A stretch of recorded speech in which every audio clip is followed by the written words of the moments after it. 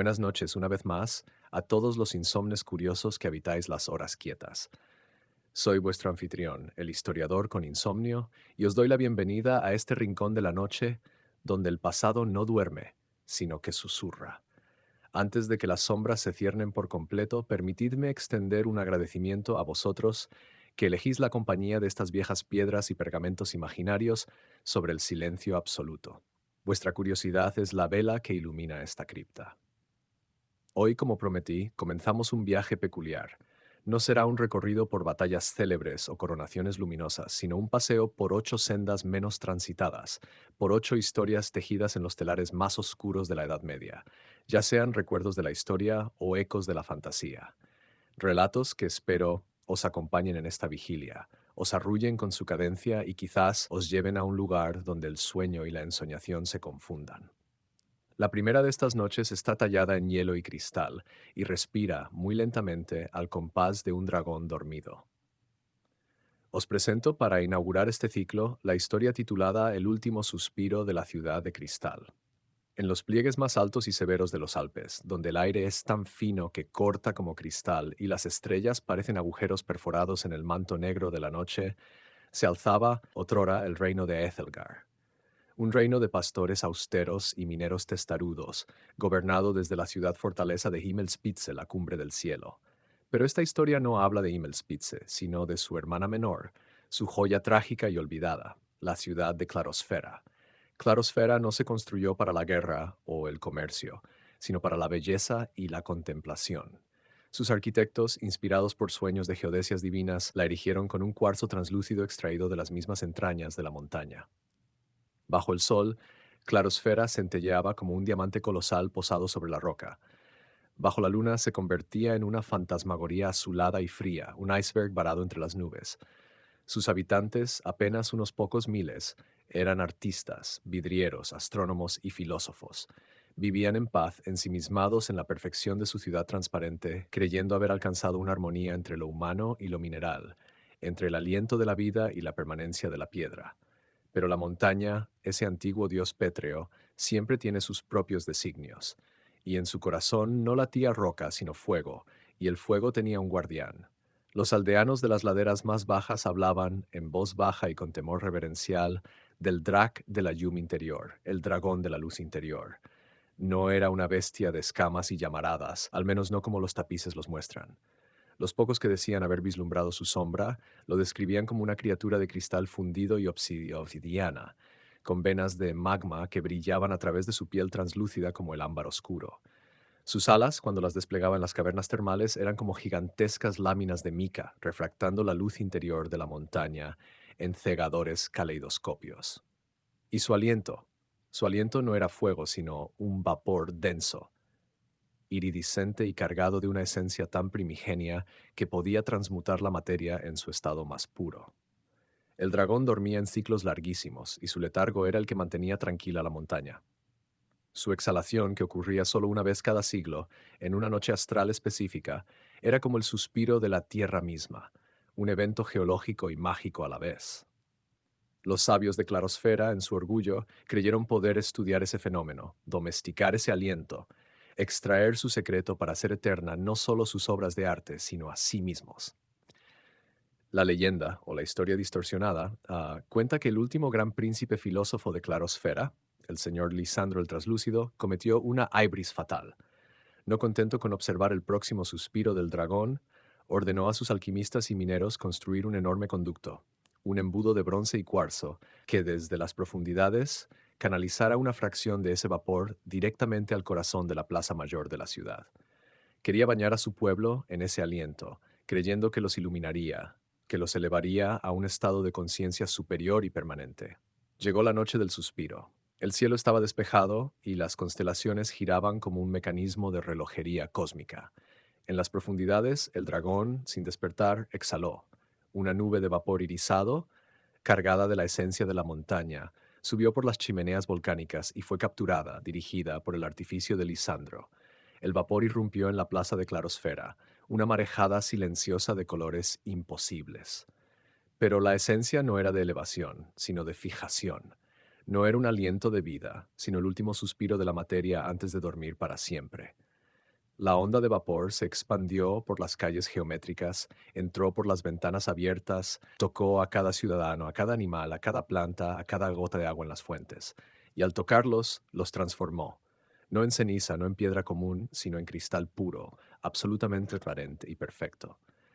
En un instante, Clarosfera se detuvo. El niño que corría quedó suspendido en el aire, convertido en una estatua de cristal de roca, con una expresión de alegría congelada. La anciana que tejía junto a la ventana se transformó en una figura de cuarzo ahumado, sus dedos eternamente entrelazados con hebras de cristal filiforme. Los pájaros en vuelo se volvieron joyas de ágata en el cielo. El agua de las fuentes se solidificó en cascadas y surtidores de hielo de roca perpetuo. La ciudad entera y todo lo que contenía fue petrificada en un estado de éxtasis silencioso, una cápsula del tiempo de una belleza desgarradora y fría. No hubo dolor, no hubo destrucción, solo una pausa absoluta. La maldición, si es que puede llamarse así, fue un acto de preservación terrible y perfecto. Clarosfera se convirtió en un sueño atrapado en un bloque de hielo cósmico, visible pero intocable, reluciendo bajo el sol y la luna como un recordatorio de la arrogancia y el anhelo humano. Los siglos pasaron, el reino de Ethelgard decayó, Himmelspitze se convirtió en ruinas habitadas por pastores y la memoria de Clarosfera se difuminó hasta volverse leyenda, un cuento de hadas para asustar a los niños que se aventuraban de nada demasiado alto en la montaña. La llamaban la ciudad de los espejismos, un castillo de nubes que solo los locos decían ver.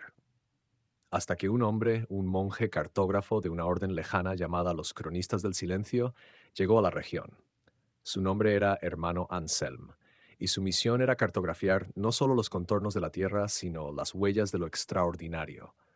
Anselm era un hombre de fe profunda, pero también de una curiosidad insaciable, alimentada por los manuscritos prohibidos que su orden custodiaba en secreto. Escuchó los balbuceos de los pastores sobre la ciudad brillante y en lugar de descartarlos, estudió los viejos astrolabios y los códices estelares que llevaba consigo. Cruzó referencias, calculó ciclos centenarios y descubrió la verdad. Clarosfera no era un espejismo, era real. Y la clave para su liberación no estaba en un conjuro o un sacrificio, sino en el mismo fenómeno que la había creado, el suspiro del dragón. Anselm dedujo con una lógica fría y precisa que si el aliento del dragón había causado la petrificación, una nueva inhalación de ese mismo vapor en la misma noche astral del siguiente ciclo podría, por simpatía o por inversión del proceso, revertir la maldición, pero solo por un breve lapso, quizás una sola noche. El aliento no era un antídoto, sino un interruptor que, al pulsarse de nuevo, devolvería la vida a la ciudad, pero solo mientras su esencia permaneciera en el aire. Era una oportunidad desesperada y única. La próxima noche del suspiro estaba a apenas una luna de distancia. El monje, sabiendo que no podía hacer nada solo, buscó compañía. No encontró caballeros nobles, pues lo tomarían por loco. Encontró a los desesperados, los que no tenían nada que perder. Cale, un minero cuya familia había perecido en un derrumbe, un hombre hecho de músculo y melancolía que anhelaba un propósito, incluso uno absurdo. Elsa, una cazadora furtiva y ladrona, desterrada de su pueblo por un crimen que no cometió, ágil como una comadreja y desconfiada como un lobo, cuyo único vínculo con el mundo era un viejo perro mastín llamado Torben. Y el último, un personaje inesperado. Silas, el bufón lúgubre, un hombre que había entretenido a la corte de un varón cruel hasta que su humor se volvió demasiado oscuro y veraz, y fue expulsado con la lengua marcada. Ahora hablaba en enigmas y poseía una memoria prodigiosa para canciones, rutas y leyendas. Anselm los reunió no con promesas de oro, sino con la posibilidad de redención, de tocar lo milagroso, de corregir un error ancestral. Les mostró sus cálculos, sus mapas estelares, y les habló de la ciudad que brillaba con la luz de miles de almas atrapadas. A regañadientes, impulsados por motivos diversos, formaron un pacto improbable. Su misión era descabellada: escalar el pico prohibido, la aguja de roca donde se abrían las chimeneas termales principales, adentrarse en la guarida del dragón dormido y, en el momento preciso de su exhalación centenaria, capturar una porción de ese aliento en unos frascos de cristal especial que Anselm había traído, sellados con plomo y cera. Luego, descender a toda velocidad a Clarosfera y liberar el vapor en su plaza, despertando a la ciudad solo para decirle adiós, o tal vez para salvarla por una noche. El ascenso fue una agonía de hielo y viento. El pico prohibido no perdonaba. Cale abría camino con su pico, anclando cuerdas en la roca helada. Elsa, con una agilidad sobrenatural, exploraba las rutas, encontrando pasajes ocultos por el deshielo. Thorben, sorprendentemente, era su mejor aliado, olfateando grietas estables y avisando de las cornisas que cedían. Silas, entre jadeos, recitaba versos sobre Ícaro y la soberbia, un recordatorio constante de su posible destino. Anselm, con determinación férrea, guiaba la dirección con su astrolabio, sus ojos fijos en las estrellas que se alineaban lentamente. Tras días de ascenso, encontraron la boca de la guarida. No era una cueva oscura, sino un vasto ventanal abierto en la montaña, cuyo interior pulsaba con una luz cálida y ambarina. El calor que emanaba era húmedo y denso, y el aire olía a azufre y a ozono, a tormenta y a mineral fundido. Entraron con el corazón en la garganta. La caverna era una catedral geológica. Estalactitas y estalagmitas de cristal puro crecían por doquier, refractando la luz interior en arcoíris que danzaban en las paredes. En el centro, sobre un lecho de cristal pulverizado y perlas volcánicas, yacía el Drak de la Yum interior. Era más vasto y más terrible de lo que cualquier leyenda podía describir. Su cuerpo, de contornos vagamente serpentinos pero macizos como una colina, era translúcido. A través de su piel, que parecía de obsidiana pulida y cuarzo ahumado, se veían los ríos de magma que eran su sangre, fluyendo perezosamente. Sus, sus huesos, enormes y estriados, brillaban como diamantes en bruto en las profundidades de su ser. Sus alas, plegadas a los costados, eran como dos acantilados de mica negra, con vetas plateadas que atrapaban la luz. Su cabeza, reposando sobre sus garras, tenía un hocico alargado y digno, y de sus fosas nasales surgía un tenue vapor dorado con cada respiración lenta, tan lenta que parecía que la montaña misma respiraba a través de él. No roncaba. Emitía un sonido grave y continuo, como el zumbido de la tierra girando. Dormía un sueño tan profundo que era parte del ciclo de la montaña, un sueño que mantenía el equilibrio entre el fuego interior y la corteza fría. Anselm señaló, sin hacer ruido, unas fisuras en el techo de la caverna justo sobre el hocico del dragón. Por ahí, explicó con gestos, saldría el suspiro. Colocaron los frascos, conectados con tubos de cuero y embudos de cobre, en un saliente justo debajo de esas fisuras. Luego se ocultaron en un nicho de roca, a esperar. Las horas pasaron, eternas. El zumbido de la tierra era el único sonido. La luz interior pulsaba rítmicamente. Torben, inquieto, se apretujaba contra Elsa. Silas miraba al dragón con una extraña fascinación, murmurando para sí, el sueño más antiguo, el que sostiene el mundo. Y entonces las estrellas, visibles desde una abertura en lo alto de la caverna, alcanzaron su alineación precisa. Un temblor recorrió la montaña, no violento sino profundo como un estremecimiento. El dragón no abrió los ojos, pero su cuerpo de pronto se tensó ligeramente. El sonido del zumbido se intensificó, se volvió más agudo. El vapor dorado de sus fosas nasales se hizo más denso, más brillante, y entonces exhaló. No fue un rugido, fue un torrente, un río de vapor irisado, cargado de destellos de luz como polvo de diamante, brotó de sus fosas nasales y de las fisuras del techo con una fuerza tremenda pero silenciosa. Era como ver el alma de la montaña haciéndose visible. El vapor llenó la caverna, haciendo que todo el cristal resonara con una nota pura y alta. Los frascos de Anselm colocados estratégicamente se llenaron en segundos con el concentrado más puro de esa esencia. El monje, con movimientos rápidos y precisos, a pesar del terror y la maravilla, los selló uno a uno con el plomo y la cera caliente que llevaba. Tenían el aliento, tenían el suspiro. Pero en ese momento, Cale, el minero, miró al dragón y vio o creyó ver un parpadeo bajo los párpados translúcidos, un destello de una conciencia que quizás por un microsegundo registró el robo. No hubo un despertar, no hubo una furia inmediata, solo esa sensación, como si el sueño se hubiera hecho un poco más ligero, como si un pilar de la catedral hubiera cedido un milímetro. Fue suficiente para helar la sangre más allá del frío de la montaña. La huida fue un vértigo. Descendieron por las cuerdas que habían dejado fijadas, sin importarles el peligro de la caída. El suspiro del dragón se disipó en la atmósfera y la montaña volvió a su zumbido bajo habitual. Pero algo había cambiado. Una inquietud se había instalado en el aire. Llegaron a la base del pico y corrieron durante horas a través de glaciares y riscos hasta que ante ellos las calles geométricas, las torres esbeltas, las fuentes congeladas, todo era transparente y perfecto. y en su interior, atrapados en actitudes cotidianas y eternas, estaban sus habitantes. Se podía ver a través de las paredes de las casas, observar familias sentadas a cenar, niños jugando, amantes abrazados. Era una escena de una paz ultraterrena y de una tristeza infinita. Sin tiempo que perder, pues la noche avanzaba y el efecto del aliento capturado creían sería breve, se dirigieron a la gran plaza central. Allí, en el mismo lugar donde Lisandro el Traslúcido había cometido su error, Anselm colocó los frascos en un círculo.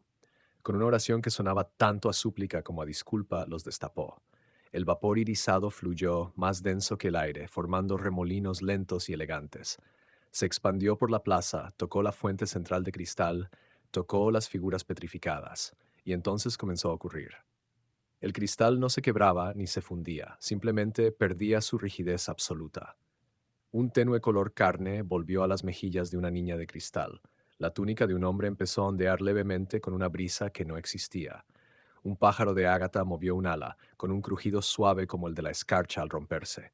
La ciudad no se derretía, se despertaba. Primero fue un parpadeo, luego un suspiro colectivo, el primer aliento de miles de pulmones después de siglos.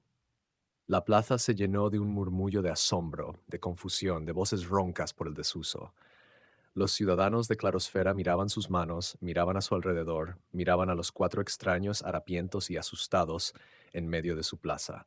No había miedo en sus ojos, solo una perplejidad absoluta, como la de alguien que despierta de un sueño muy vívido y descubre que el mundo ha cambiado. Lisandro, o quien fuera el príncipe filósofo, estaba allí, cerca de la fuente. Se acercó a Anselm. Su voz era clara y serena, como el tañido de una campana de cristal. ¿Cuánto tiempo? Preguntó, sin preámbulos. Anselm, con la voz quebrada, respondió, siglos, Alteza. Y esta noche es todo el tiempo que tenemos. El aliento que os ha despertado se disipará con el amanecer. No hubo pánico. Los clarosferanos, en su extraña sabiduría preservada, parecieron comprenderlo al instante. En lugar de lamentarse, decidieron vivir. Esa única noche fue la más intensa y extraña que cualquier ser humano podría imaginar. Los habitantes, aún con movimientos un poco rígidos como de porcelana frágil, recuperaron sus hogares. Encendieron lumbre en sus hogares de cristal, cuyas chimeneas volvieron a humear. Los músicos, cuyos instrumentos también se habían transformado, encontraron la manera de extraer notas de cristal, una música etérea y melancólica que llenó la ciudad. Los sabios interrogaron a Anselm y a sus compañeros sobre el mundo que habían perdido, absorbiendo siglos de historia en horas. Los niños, con risas que sonaban a carillones, jugaron con Thorben, que movía la cola confundido, pero feliz. Cale habló con los mineros de cristal, compartiendo historias de la piedra. Elsa, por primera vez en años, no se sintió una forastera, y una anciana le regaló una capa bordada con hilos de plata que había estado tejiendo cuando la maldición la alcanzó. Silas el bufón encontró su mayor audiencia, contando chistes y tragedias del mundo exterior, y los clarosferanos reían y lloraban con una intensidad pura, como si exprimieran todas las emociones atrasadas en unas pocas horas. Anselm y el príncipe Lisandro caminaron por las terrazas de la ciudad, mirando las estrellas. No fue soberbia, murmuró Lisandro, más para sí mismo que para el monje. Fue anhelo, anhelo de que lo bello no se desvaneciera. Fallamos, pero hemos visto vuestra era a través de vuestros ojos. Es suficiente. El amanecer se acercaba, tiñendo de rosa y oro los picos más altos. El vapor irisado en el aire comenzaba a diluirse, a hacerse tenue. Los clarosferanos lo sintieron. Su vitalidad comenzó a menguar, sus movimientos a ralentizarse de nuevo. Se reunieron en la plaza, familias abrazadas, amigos cogidos de la mano. Miraron a sus salvadores temporales, a estos extraños que les habían dado una noche de vida. No hubo tristeza en sus rostros ahora, solo una gratitud profunda y una paz. Buenas noches, queridos insomnes curiosos. Bienvenidos, una vez más, a la tenue luz de este rincón. Soy vuestro anfitrión, el historiador con insomnio, y me alegra encontraros aquí, en la quietud, cuando el mundo duerme. Muchas noches el silencio se hace pesado y la mente se revela, buscando un punto de foco, una historia que la transporte lejos de las preocupaciones del día.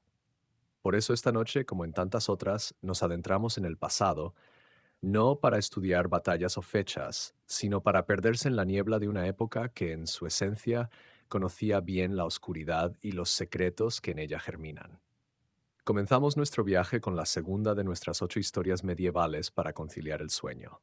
Olvidaos por un momento de vuestra habitación, del techo que quizás contempláis. Dejad que el sonido de mi voz os guíe muy lejos de aquí hasta un tiempo de piedra y fe, de andamios que arañaban el cielo y de manos callosas que tallaban la eternidad en granito. Esta es la historia titulada La confesión del cantero anónimo.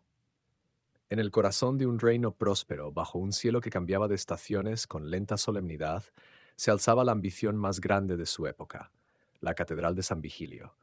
No era aún la majestuosa construcción que los siglos consolidarían, sino un esqueleto de piedra que crecía, año tras año, hacia las nubes. Un bosque de andamios de madera rodeaba sus muros incipientes, y el aire, desde el amanecer hasta el ocaso, retumbaba con un concierto de cinceles, martillos y poleas rechinantes.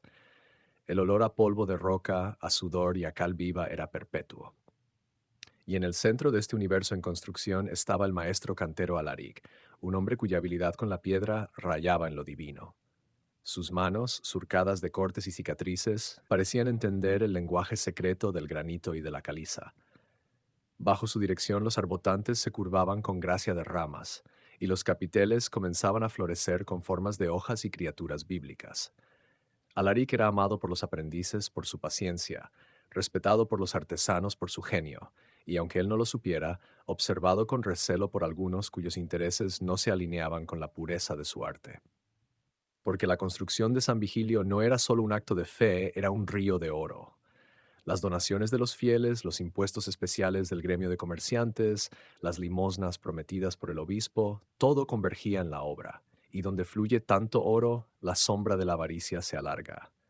El obispo Bertrán, un hombre de complexión robusta y mirada calculadora, y el jefe del gremio de mercaderes, un hombre frío llamado Gorin, habían tejido una red de desvíos y fraudes, materiales de menor calidad comprados a precio de excelencia, salarios retenidos, contratos amañados. El maestro Alaric, en su integridad obstinada, había comenzado a notar las discrepancias. Preguntaba por la procedencia de la piedra, inspeccionaba las cuentas con una atención meticulosa que no era bien recibida. Y, lo más peligroso, en sus frecuentes audiencias privadas con el anciano rey, un monarca justo pero de salud quebrantada, había comenzado a insinuar sus sospechas. Sus palabras no eran acusaciones directas, pero eran suficientes para sembrar la inquietud. Una tarde de otoño, cuando el sol se filtraba abajo entre los andamios y proyectaba largas sombras como dedos oscuros, ocurrió el accidente. Alaric supervisaba el tallado de un clave para el crucero, en lo más alto del muro norte. Un andamio, supuestamente revisado ese mismo día, cedió. Hubo un crujido seco, como el de un hueso roto, seguido por un grito que se cortó de golpe al estrellarse el cuerpo del maestro contra el duro suelo de la cantería. La muerte fue instantánea. El silencio que cayó sobre la obra fue más estruendoso que cualquier martillo. Luego, el lamento. El obispo Bertrán, con rostro compungido, declaró el suceso un trágico designio de Dios, una prueba para la fe de los constructores. Se celebró un funeral magnífico, y la obra, tras unos días de parálisis, continuó. La vida, o su apariencia, siguió adelante, pero la verdad, como la savia en un árbol, a veces busca caminos imprevistos para manifestarse. Alaric, en su prudencia, no había guardado sus sospechas en pergaminos que pudieran ser quemados. Las guardó en el único lugar que creía indestructible y a la vista de todos, en la propia catedral. En los meses previos a su muerte, trabajando en el mensaje de Alaric estaba a salvo porque estaba oculto a plena luz, codificado en un lenguaje que solo los iniciados en el arte de la piedra podían entender. Revelarlo era exponerlo, y quizás condenarse a sí mismo al mismo destino del maestro. Así que Leo tomó una decisión. Continuaría siendo un aprendiz, un espectador silencioso, pero siguiendo el ejemplo de su predecesor, comenzó él también a tallar. En rincones ocultos, en la parte posterior de una gárgola, en la base de una columna donde solo un ratón o otro cantero curioso en un futuro lejano podrían encontrarlo, Leo empezó a añadir su propio símbolo, una pequeña lechuza, junto a nuevas marcas. Marcas que no acusaban, sino que documentaban. Documentaban los nombres de los nuevos aprendices, las fechas de las ceremonias, las pequeñas injusticias cotidianas. Se convirtió, sin proponérselo, en el nuevo cronista anónimo de la catedral. La confesión de Alaric no había encontrado justicia, pero había encontrado un heredero. La verdad, aunque muda, seguía respirando en la piedra, esperando otro día, otra mirada curiosa en la penumbra para volver a susurrar su incómodo secreto al mundo. Y así, queridos insomnes, la catedral se terminó. Las generaciones pasaron, los obispos y mercaderes murieron, y sus nombres se borraron de los libros de historia. Pero la piedra permaneció. Hoy, si algún visitante con ojos especialmente agudos o con el corazón particularmente atento levanta la vista en el coro de una catedral gótica cualquiera y observa los detalles minuciosos de los capiteles, las expresiones de las gárgolas interiores, los símbolos entrelazados en la piedra, quizás, solo quizás, no esté viendo meramente decoración. Quizás esté leyendo una página de una historia no escrita, la confesión eterna de alguien que creyó que la piedra era más fiable que el pergamino y más duradera que la memoria de los hombres. La historia calla, pero la piedra a veces susurra. Dejemos que ese susurro, antiguo y persistente, arrulle vuestros pensamientos ahora y os lleve a un lugar de quietud. Descansad, que la noche aún es larga y otras historias aguardan en la penumbra.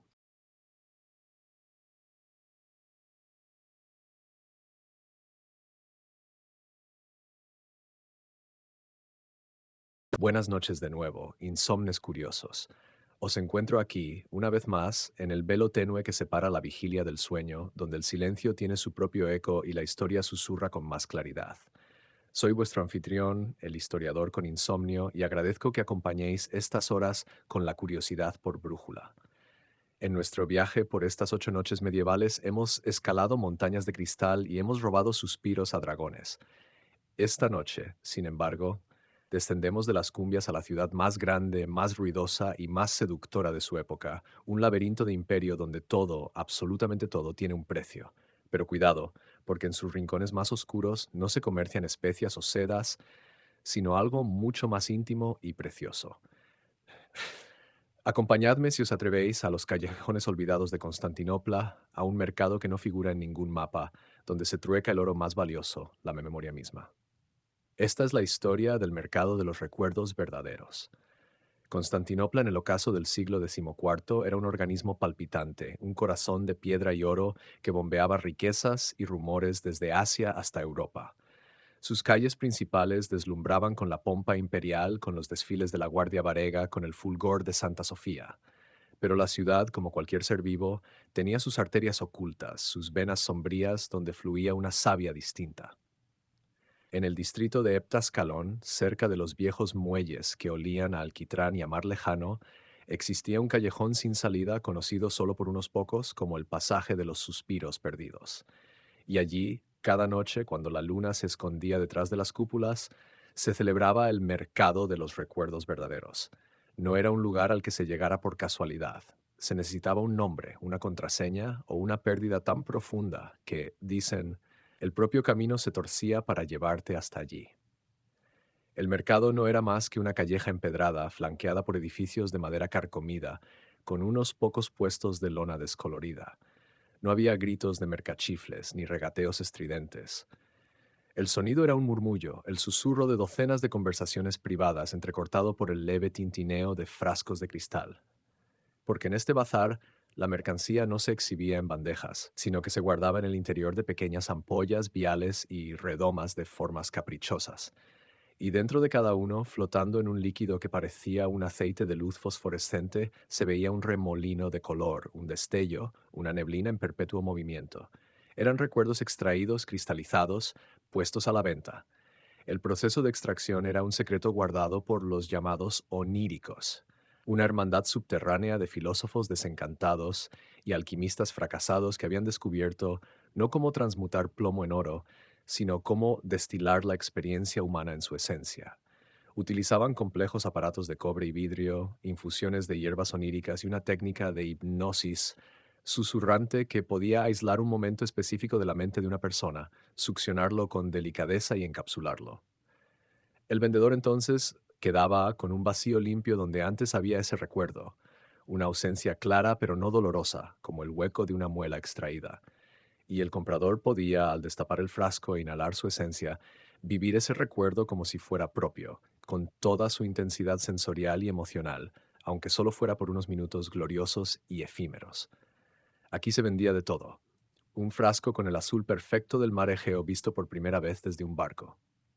Otro con el calor embriagador del primer beso robado en un huerto de cítricos. El sonido de la risa de un hijo que ya no estaba. La certeza absoluta de fe que un sacerdote había perdido. La furia pura y justa de una injusticia vengada. El mercado era un museo de emociones robadas, un hospital para traumas que se querían olvidar y un templo para los nostálgicos que querían revivir lo perdido.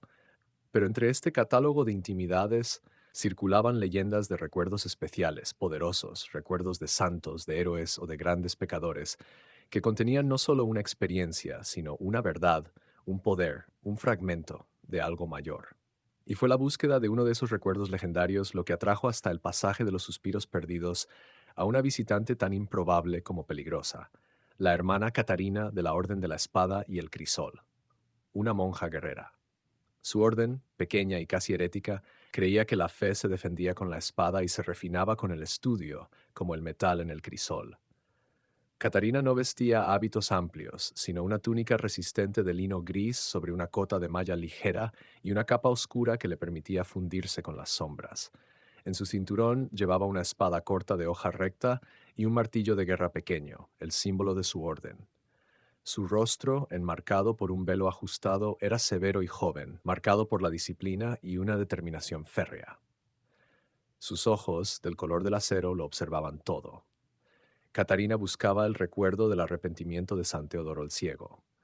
La leyenda decía que este santo, un soldado convertido en asceta, había tenido una visión divina tan abrumadora, tan cargada del peso de la misericordia y el juicio de Dios, que le había hecho llorar lágrimas de sangre y había quemado sus ojos físicos, otorgándole a cambio una visión espiritual. Ese momento de transformación, ese instante en que lo divino tocó lo humano, había sido, según los rumores que manejaba su orden, extraído siglos atrás por un onírico hereje, y había pasado de mano en mano como una reliquia secreta. Quien poseyera ese recuerdo, se decía, podría localizar el Oculus Dei, el ojo de Dios, una reliquia perdida que era una piedra tallada con la misma lágrima de sangre del santo, y que tenía el poder de discernir la verdad absoluta en el corazón de cualquier hombre. Para la hermandad de Catarina, encontrar el Oculus Dei era crucial en unos tiempos de cisma y corrupción dentro de la iglesia. Era una misión sagrada. Y el camino empezaba en este mercado de pesadillas.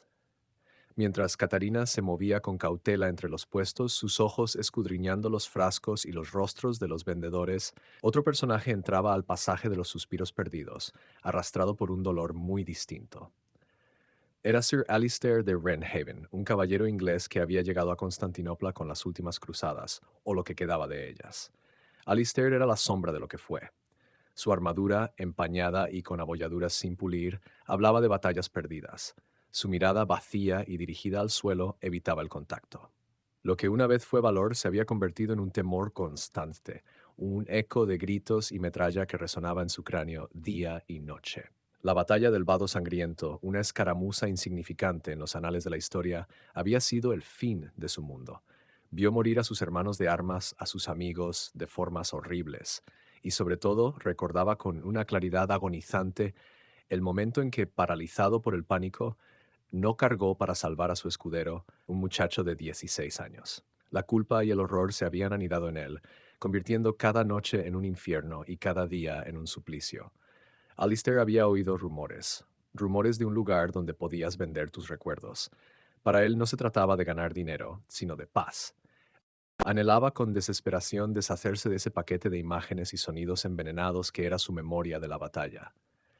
Quería vaciar ese rincón de su mente, aunque fuera a cambio de volverse un extraño para sí mismo. Entró en el mercado titubeante, como un sonámbulo buscando no un frasco para comprar, sino un onírico que aceptara el suyo. Los destinos de la monja guerrera y el caballero roto se cruzaron frente al puesto de un vendedor conocido como el cartógrafo de la mente. Este hombre, delgado y de gestos precisos, no vendía recuerdos comunes. Especializado en momentos de viaje y descubrimiento, tenía mapas mentales de lugares exóticos.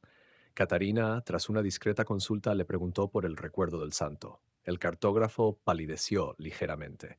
Eso, mi señora, no es un recuerdo, es una carga, una bomba de luz para el alma.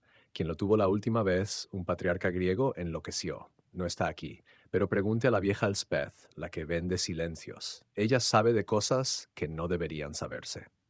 En ese momento, Alistair se acercó a un puesto contiguo, donde un onírico con ojos de pozo y manos cubiertas de finas cicatrices escuchaba su propuesta. El caballero, con voz ronca, explicaba lo que quería vender. El onírico asentía. El trauma de batalla es común. Se paga bien. Los mercenarios sin escrúpulos lo compran para endurecerse sin vivir el dolor real, o los nobles aburridos, buscando emociones fuertes sin riesgo. Podemos hacer el intercambio ahora. Pero entienda, caballero, no será como olvidar un sueño. Será como si ese día nunca hubiera existido para usted. Habrá un agujero, una ausencia.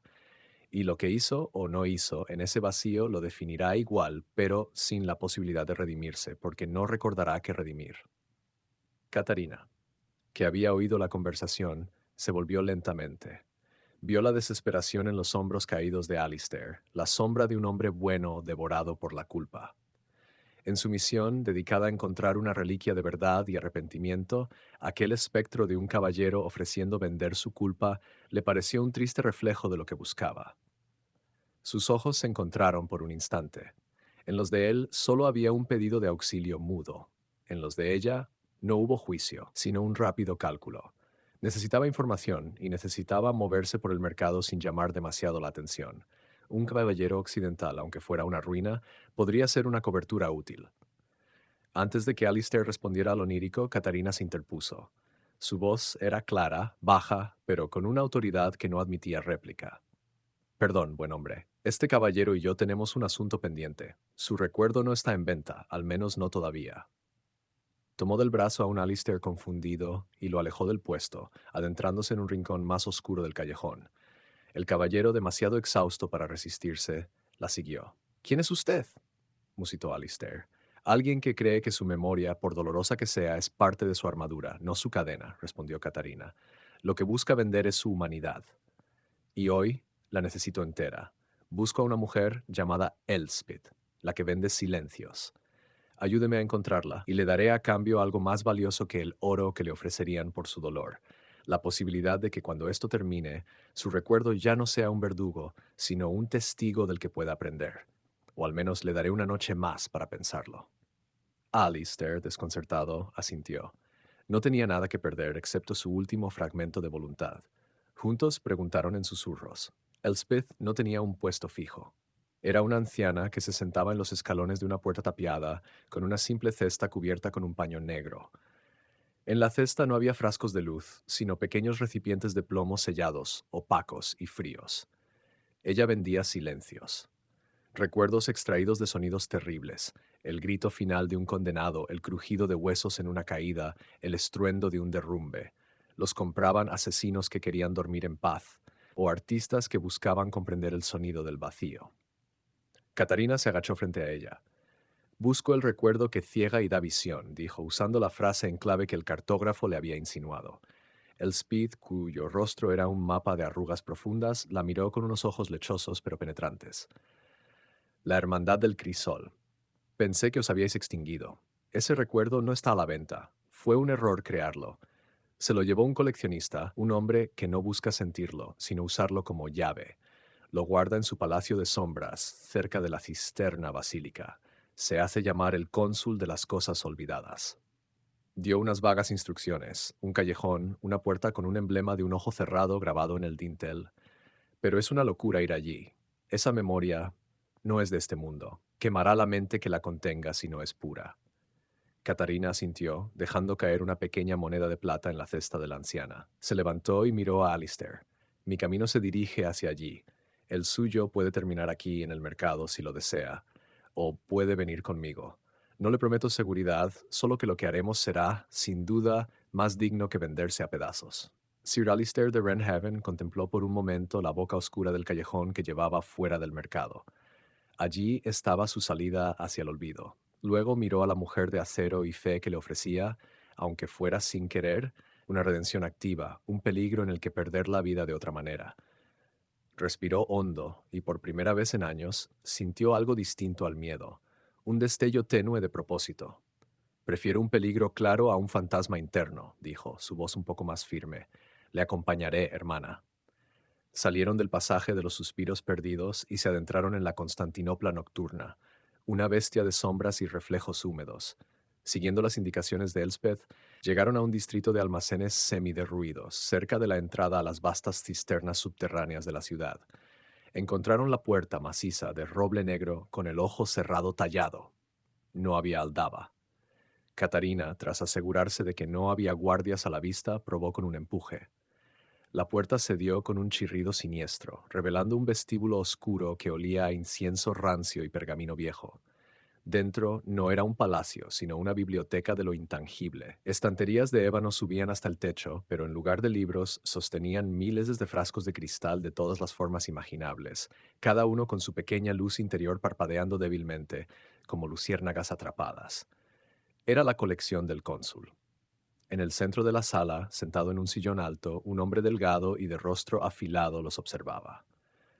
Vestía una túnica de seda oscura y sus dedos largos jugueteaban con un frasco que colgaba de su cuello. Era el cónsul de las cosas olvidadas. Visitantes, dijo su voz, suave como la seda rasgada. Un crisol y una espada rota. Qué combinación tan peculiar. Vienen por la pieza central de mi colección, supongo. El Eclipsis Mentis, el eclipse de la mente de San Teodoro.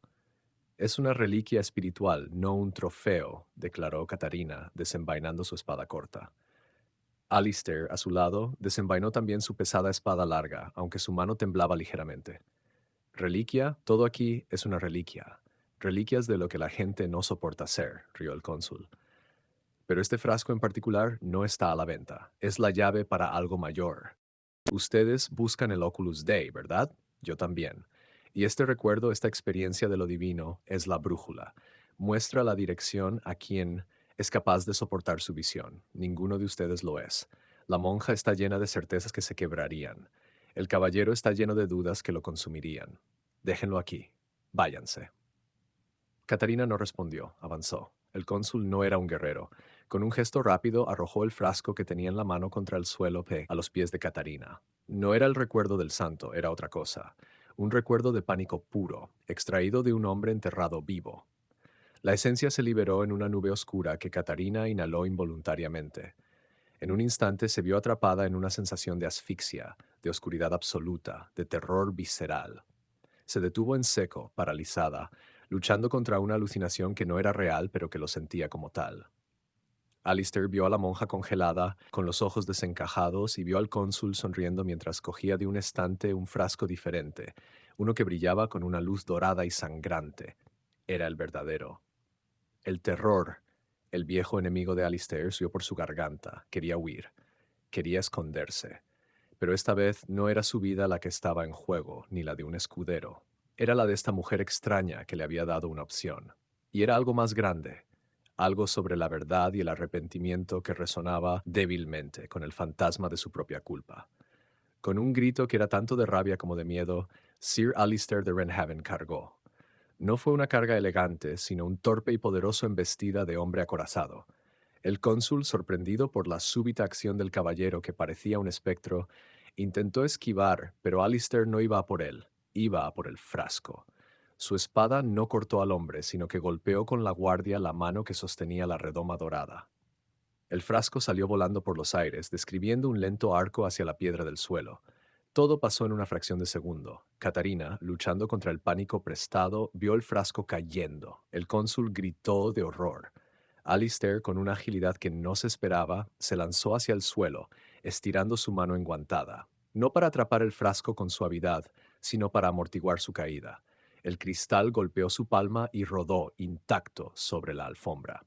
En ese momento de silencio tras el golpe, Catarina se liberó del último efecto del recuerdo de pánico. Shadeante vio la escena. Alistair en el suelo, protegiendo el frasco con su cuerpo, el cónsul retrocediendo hacia la oscuridad de una puerta trasera, renunciando a su tesoro para salvar su piel. La monja se abalanzó, recogió el frasco de oro y lo guardó en un estuche acolchado que llevaba bajo la capa. Luego ayudó a Alistair a levantarse. El caballero respiraba con dificultad, pero en sus ojos ya no había solo miedo, había asombro. Había hecho algo, no había huido. Salieron de la biblioteca de recuerdos y se perdieron en la noche constantinopolitana. En la seguridad relativa de una iglesia abandonada, Catarina estudió el frasco. La luz en su interior pulsaba con un ritmo lento como un corazón. Gracias, dijo simplemente a Alistair. Ha protegido algo más valioso de lo que cree. Sin usted, esta verdad habría quedado atrapada en la vanidad de un coleccionista. Alistair asintió, mirando sus propias manos. Cuando vi caer ese frasco, no pensé en mi recuerdo. Pensé en que no podía dejar que se rompiera. Fue distinto. Catarina lo miró. El recuerdo que buscaba vender, el de su batalla, aún le pertenece, pero ahora tiene otro recuerdo que poner a su lado, el de esta noche, el de haber protegido una luz en lugar de lamentar una oscuridad. Quizás con el tiempo uno ayude a entender el otro. La monja guerrera se despidió. Su camino ahora era otro, seguir el rastro que el recuerdo del santo le indicaría hacia el Oculus Dei. Sir Alistair de Wrenhaven se quedó solo en la penumbra de la iglesia. El peso del vado sangriento seguía ahí, pesado y frío en su pecho. Pero ya no era el único peso. También estaba la sensación del cristal en su mano, el sonido de su propia carga y el rostro severo de una monja que le había hablado de redención. No había vendido su memoria. Y por primera vez, esa memoria, aunque dolorosa, le pareció un poco más suya, un poco más humana y un poco menos un monstruo. Y así, insomnes curiosos, dejamos Constantinopla y su mercado de almas, un lugar donde se trafica con el pasado, donde el olvido se vende y la nostalgia se compra, pero donde a veces en medio del trueque de sombras puede encontrarse no lo que se busca, sino lo que se necesita para seguir cargando con la propia luz y la propia oscuridad. Que vuestros recuerdos, tanto los dulces como los amargos, os sean livianos esta noche y que encuentren su lugar en el tranquilo museo de vuestro descanso. Hasta la próxima vigilia. Bienvenidos una vez más, queridos insomnes curiosos. Me alegra encontraros aquí en este silencio compartido que tan bien conocemos. Soy vuestro anfitrión, el historiador con insomnio, y en esta velada continuamos nuestro viaje a través de 8 historias medievales para conciliar el sueño. Ya hemos explorado juntos secretos tallados en piedra. Ahora nos adentramos en un territorio más íntimo, en una niebla que no es la de los bosques, sino la de la propia mente. Dejad que el sonido de mi voz os transporte lejos, hacia un castillo cuyas torres se pierden en las nubes bajas, hacia un misterio que no yace en una cripta, sino en el propio corazón de un hombre. Esta es nuestra cuarta historia, titulada El rey que olvidó su nombre. Había una vez, en un reino rodeado de montañas azules y bosques profundos, un rey llamado Alarico el Severo. No era un apodo cariñoso, sino una descripción exacta. Su gobierno, largo y firme, se había cimentado en la mano de hierro, en impuestos rigurosos para financiar sus guerras y en una justicia que rara vez conocía la clemencia. El reino era, a simple vista, estable y fuerte. Sus fronteras estaban seguras, sus enemigos contenidos.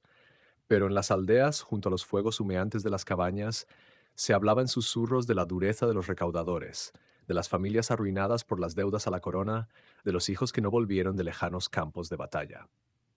El rey Alarico, sentado en su trono de ébano en la gran sala del castillo de Altamira, no oía esos susurros. Estaba demasiado ocupado escuchando el sonido de su propia autoridad, el crujido de los pergaminos con sellos reales, el ruido metálico de las armaduras de su guardia. Todo cambió una noche de plenilunio, cuando una fiebre repentina y feroz se apoderó del monarca. Los médicos de la corte, con sus sangrías y fiones aromáticas, se desesperaron. El rey deliró durante días, hablando con fantasmas de su pasado, con enemigos derrotados, con una sombra que él mismo no reconocía. Y cuando la fiebre finalmente rompió, como una ola que se retira dejando una costa irreconocible, el hombre que despertó en la enorme cama con dosel era un desconocido. Sus ojos, antes fríos y calculadores, ahora mostraban una confusión infantil, una vacuidad aterradora. No recordaba su nombre. No reconocía el rostro angustiado de su esposa, la reina Elinor, sentada a su lado. No entendía los tapices que colgaban de las paredes, que narraban sus propias hazañas. El palacio, con sus pasillos interminables y sus ecos, era un laberinto sin recuerdos.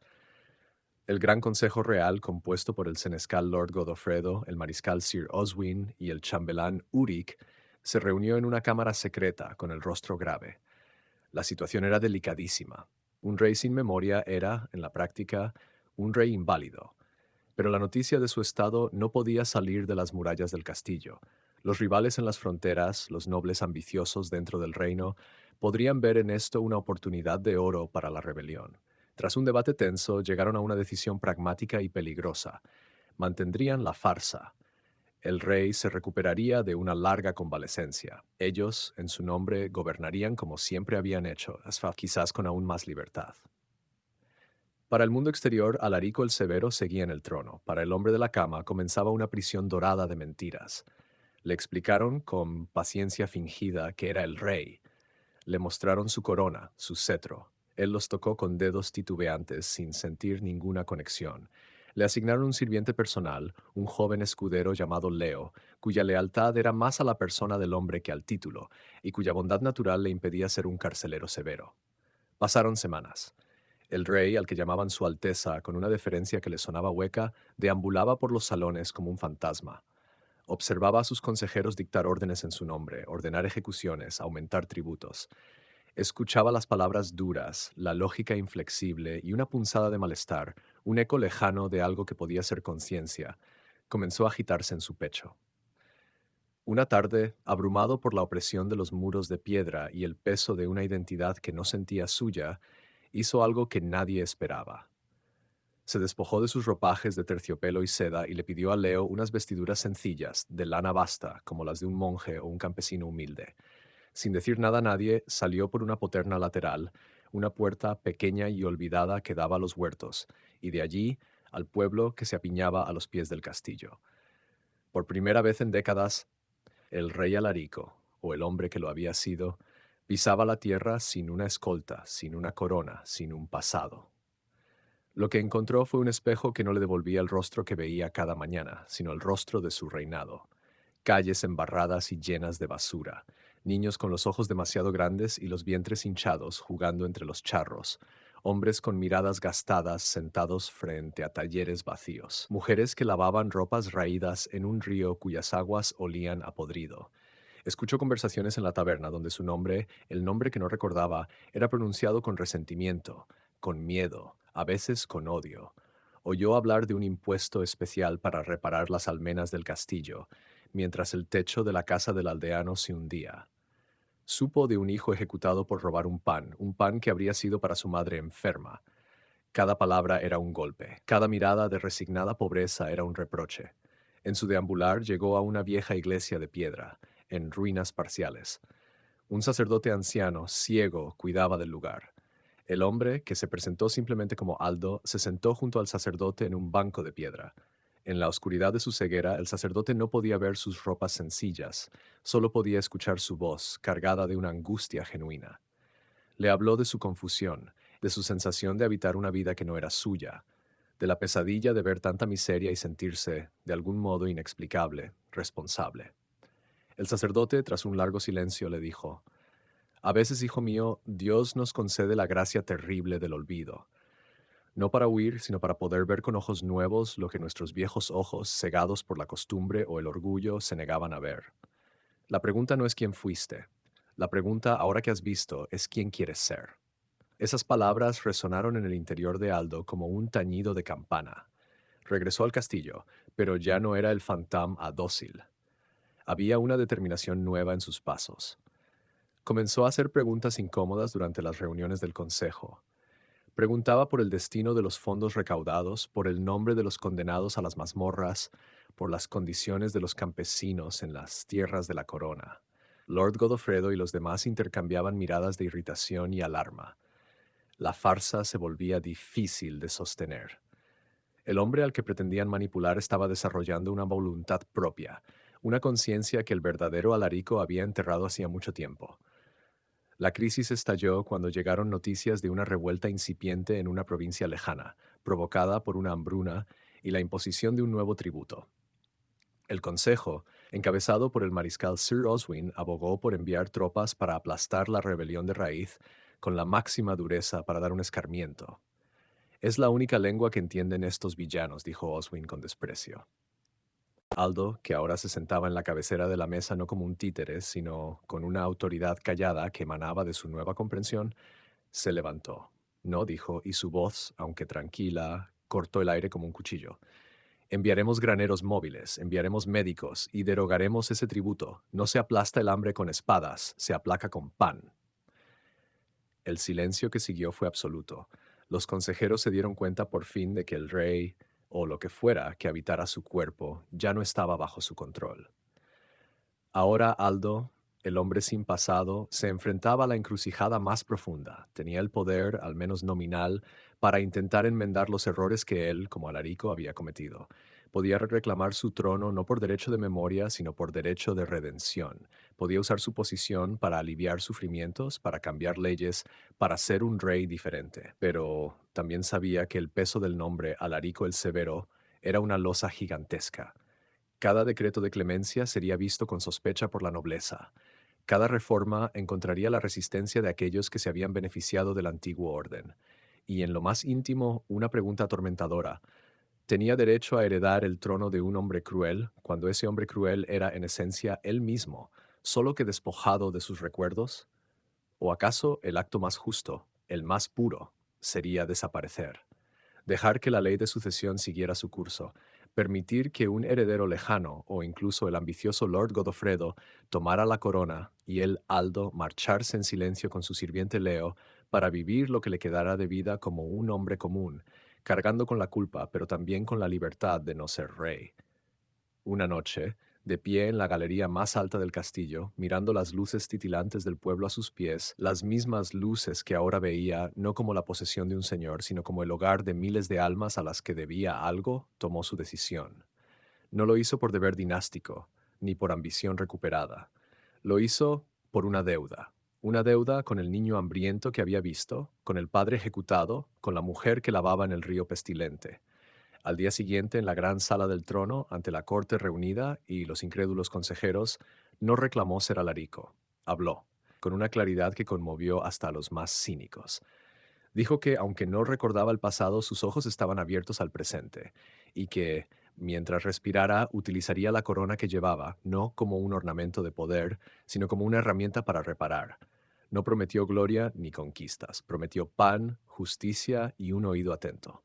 El camino sería largo, lleno de obstáculos y traiciones, pero ese hombre, que había perdido su nombre, había encontrado, por fin, un propósito.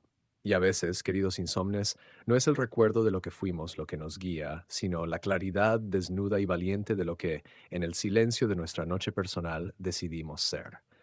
Dejemos que esa reflexión, tranquila y profunda, nos acompañe ahora hacia el descanso. Buenas noches una vez más a todos los insomnes curiosos que, como sombras cómplices, habitáis estas horas quietas. Soy vuestro anfitrión, el historiador con insomnio, y me complace encontraros aquí, en este refugio de voces antiguas y ecos de otros siglos.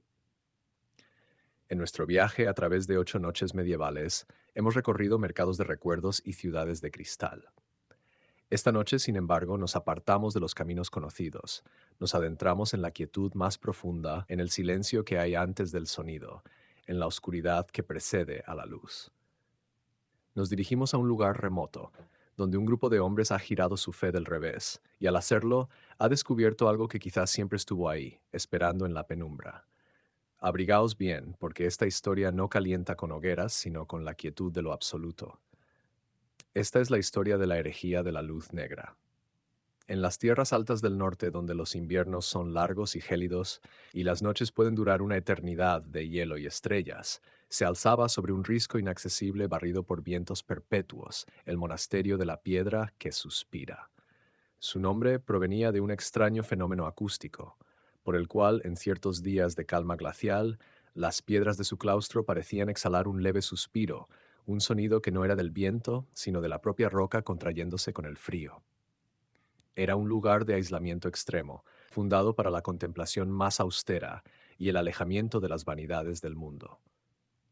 Durante generaciones, sus monjes, nunca más de 30, vivieron vidas de silencio, oración y estudio de los textos sagrados, copiando manuscritos a la luz de velas que titilaban como frágiles estrellas terrenales.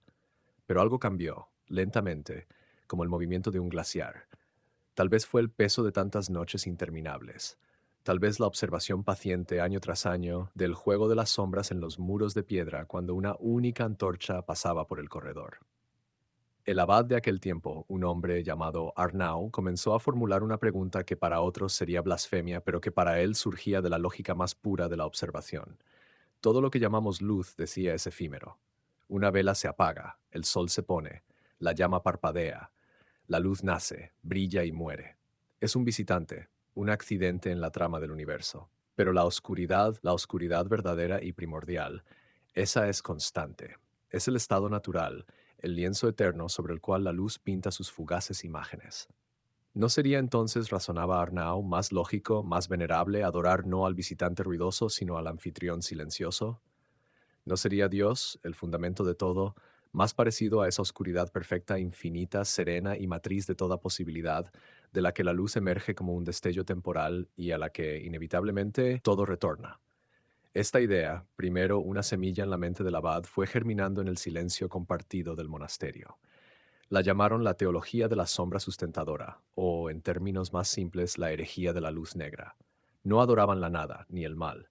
Adoraban la oscuridad primordial como la esencia misma de Dios, la fuente inefable e incognoscible de la que brota, como un río de diamantes, toda creación, incluida la luz. Su símbolo dejó de ser el sol o la llama y se convirtió en un círculo de ébano perfecto, o en una ventana abierta a la noche estrellada, pues las estrellas, decían, eran solo pinceladas de claridad en el vasto cuerpo de lo divino. Esta filosofía, considerada profundamente peligrosa por la Iglesia oficial, los llevó por un camino práctico sorprendente. En su búsqueda por comprender y venerar la oscuridad, comenzaron a estudiarla, a medirla, a cartografiarla con la misma devoción con que un astrónomo estudia las estrellas.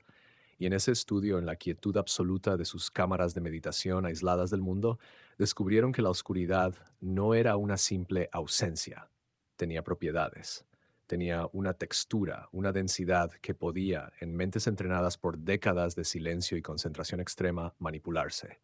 Llamaron a su práctica la liturgia de la sombra. No era magia en el sentido folclórico, sino una disciplina mental y física de una intensidad sobrehumana. Aprendieron primero a absorber la luz. Un monje, sentado en un rayo de sol que entraba por un ventanuco, podía, tras horas de meditación, hacer que el haz de luz pareciera apagarse alrededor de su cuerpo, no por obstrucción, sino porque la luz misma se debilitaba, se cansaba, y era absorbida por la sombra que él proyectaba voluntariamente. Después, aprendieron a moldear esa sombra. Podían, con un gesto de la mano y una concentración feroz, hacer que la sombra de un objeto se alargara, se retorciera o se desgarrara de su fuente, creando ilusiones de movimiento en la penumbra, figuras oscuras que danzaban en los márgenes de la visión. Era una luz fría, blanca y ácida, que no iluminaba, sino que devoraba. En el sueño esa luz avanzaba lenta e inexorablemente, y donde tocaba, la oscuridad no era vencida, sino consumida, y con ella todo lo que contenía, la forma de las cosas, el sonido, el pensamiento, incluso la fe. Era un antiluz, un parásito de la existencia que se alimentaba de la sombra y de la certeza. Los monjes despertaban sudorosos, con una sensación de pérdida inenarrable, como si algo fundamental en el mundo se hubiera hecho más delgado, más frágil. El abad Arnau, ahora muy anciano pero con una mente lúcida como el hielo, comprendió el peligro antes que nadie. Los sueños no eran simples pesadillas, eran advertencias, ecos de algo que su liturgia, su focalización en la oscuridad como entidad, estaba atrayendo. Habían estado tocando las cuerdas profundas del universo, y algo en la otra oscuridad había respondido. Lo llamaron, por falta de un nombre mejor, el devorador de claridad, y temían que no fuera una metáfora. Fue en ese momento de tensión interna, mientras analizaban los sueños y debatían en susurros si debían cesar sus prácticas, el centinela de la puerta principal, el hermano Leo, hizo sonar la campana de piedra que anunciaba visitantes. Una comisión de la Santa Iglesia, con un inquisidor a la cabeza, pedía entrada en nombre de Dios y del Papa. La llegada de la comisión fue como una herrumbre en el aire gélido y puro del monasterio. El hermano Ignacio, el inquisidor, era un contraste total con los monjes.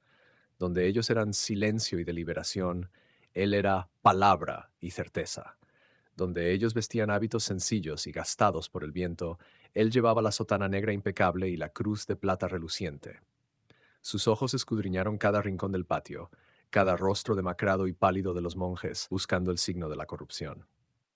El abad Arnau los recibió con la cortesía debida, pero sin calidez. Ignacio, tras los formalismos, fue directo al grano. Se nos ha informado de desviaciones doctrinales graves aquí, hermano abad. Hablad de luz que no es divina, de oscuridad que se venera. Esto huele a maniqueísmo, agnosticismo, a la peor de las blasfemias. Debemos examinar vuestros textos, interrogar a vuestros hermanos. Arnau asintió lentamente. Examinad, padre inquisidor. Nuestra biblioteca es pobre. Nuestras mentes, espero, están abiertas. Pero os advierto que el aire aquí es fino y las ideas a veces toman caminos para adaptarse a la altitud. No veneramos el mal. Buscamos a Dios en el fundamento de todo ser. Los días siguientes fueron un duelo silencioso. Los soldados registraban celdas sin encontrar nada más que austeridad. Ignacio interrogaba a los monjes, que respondían con evasivas filosóficas o con un silencio que el inquisidor interpretaba como culpabilidad. La tensión crecía. Ignacio estaba convencido de que ocultaban algo tangible, un ritual, un ídolo, y no estaba del todo equivocado. La crisis estalló una noche, cuando el hermano Leo, el mismo centinela, sufrió un ataque en pleno claustro. No fue un ataque de los soldados, ni una crisis de locura. Los monjes que lo encontraron lo describieron después con voces temblorosas. Estaba de patrulla y de repente se detuvo.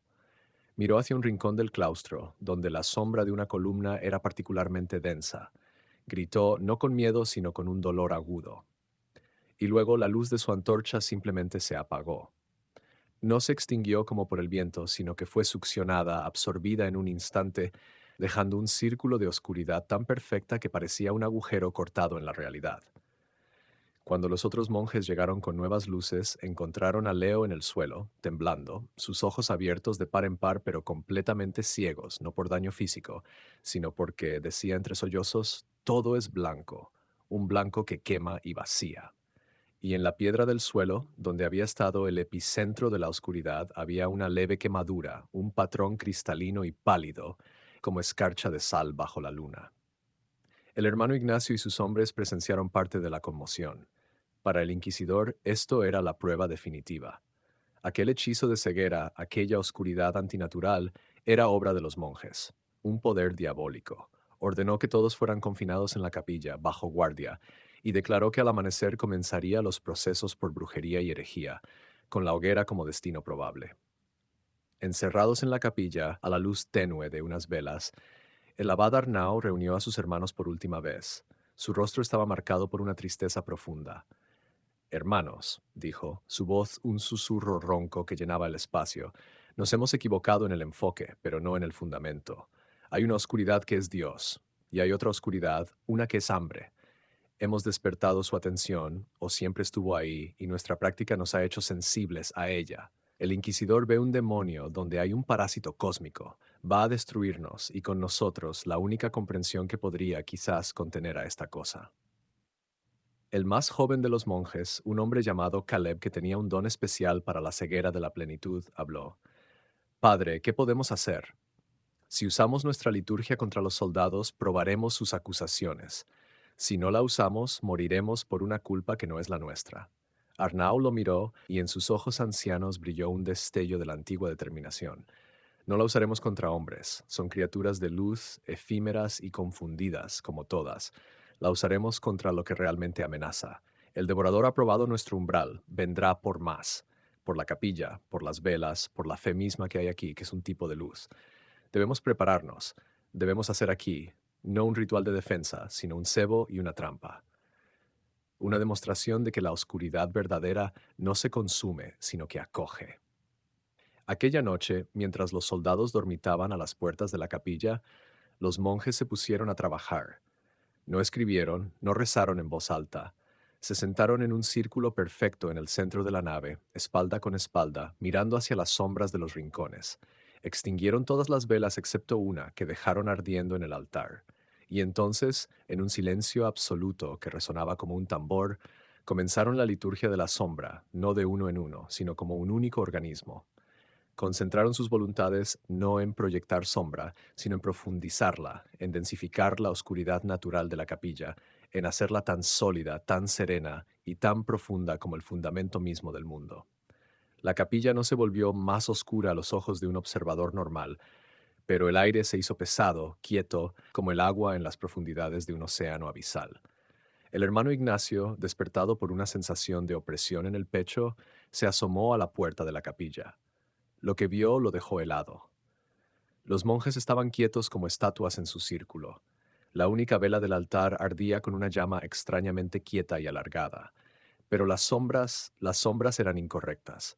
No se proyectaban alejándose de la luz, sino que se acumulaban alrededor de los monjes, como un manto líquido y negro. Y en los rincones más alejados comenzó a aparecer esa luz blanca y fría de la pesadilla.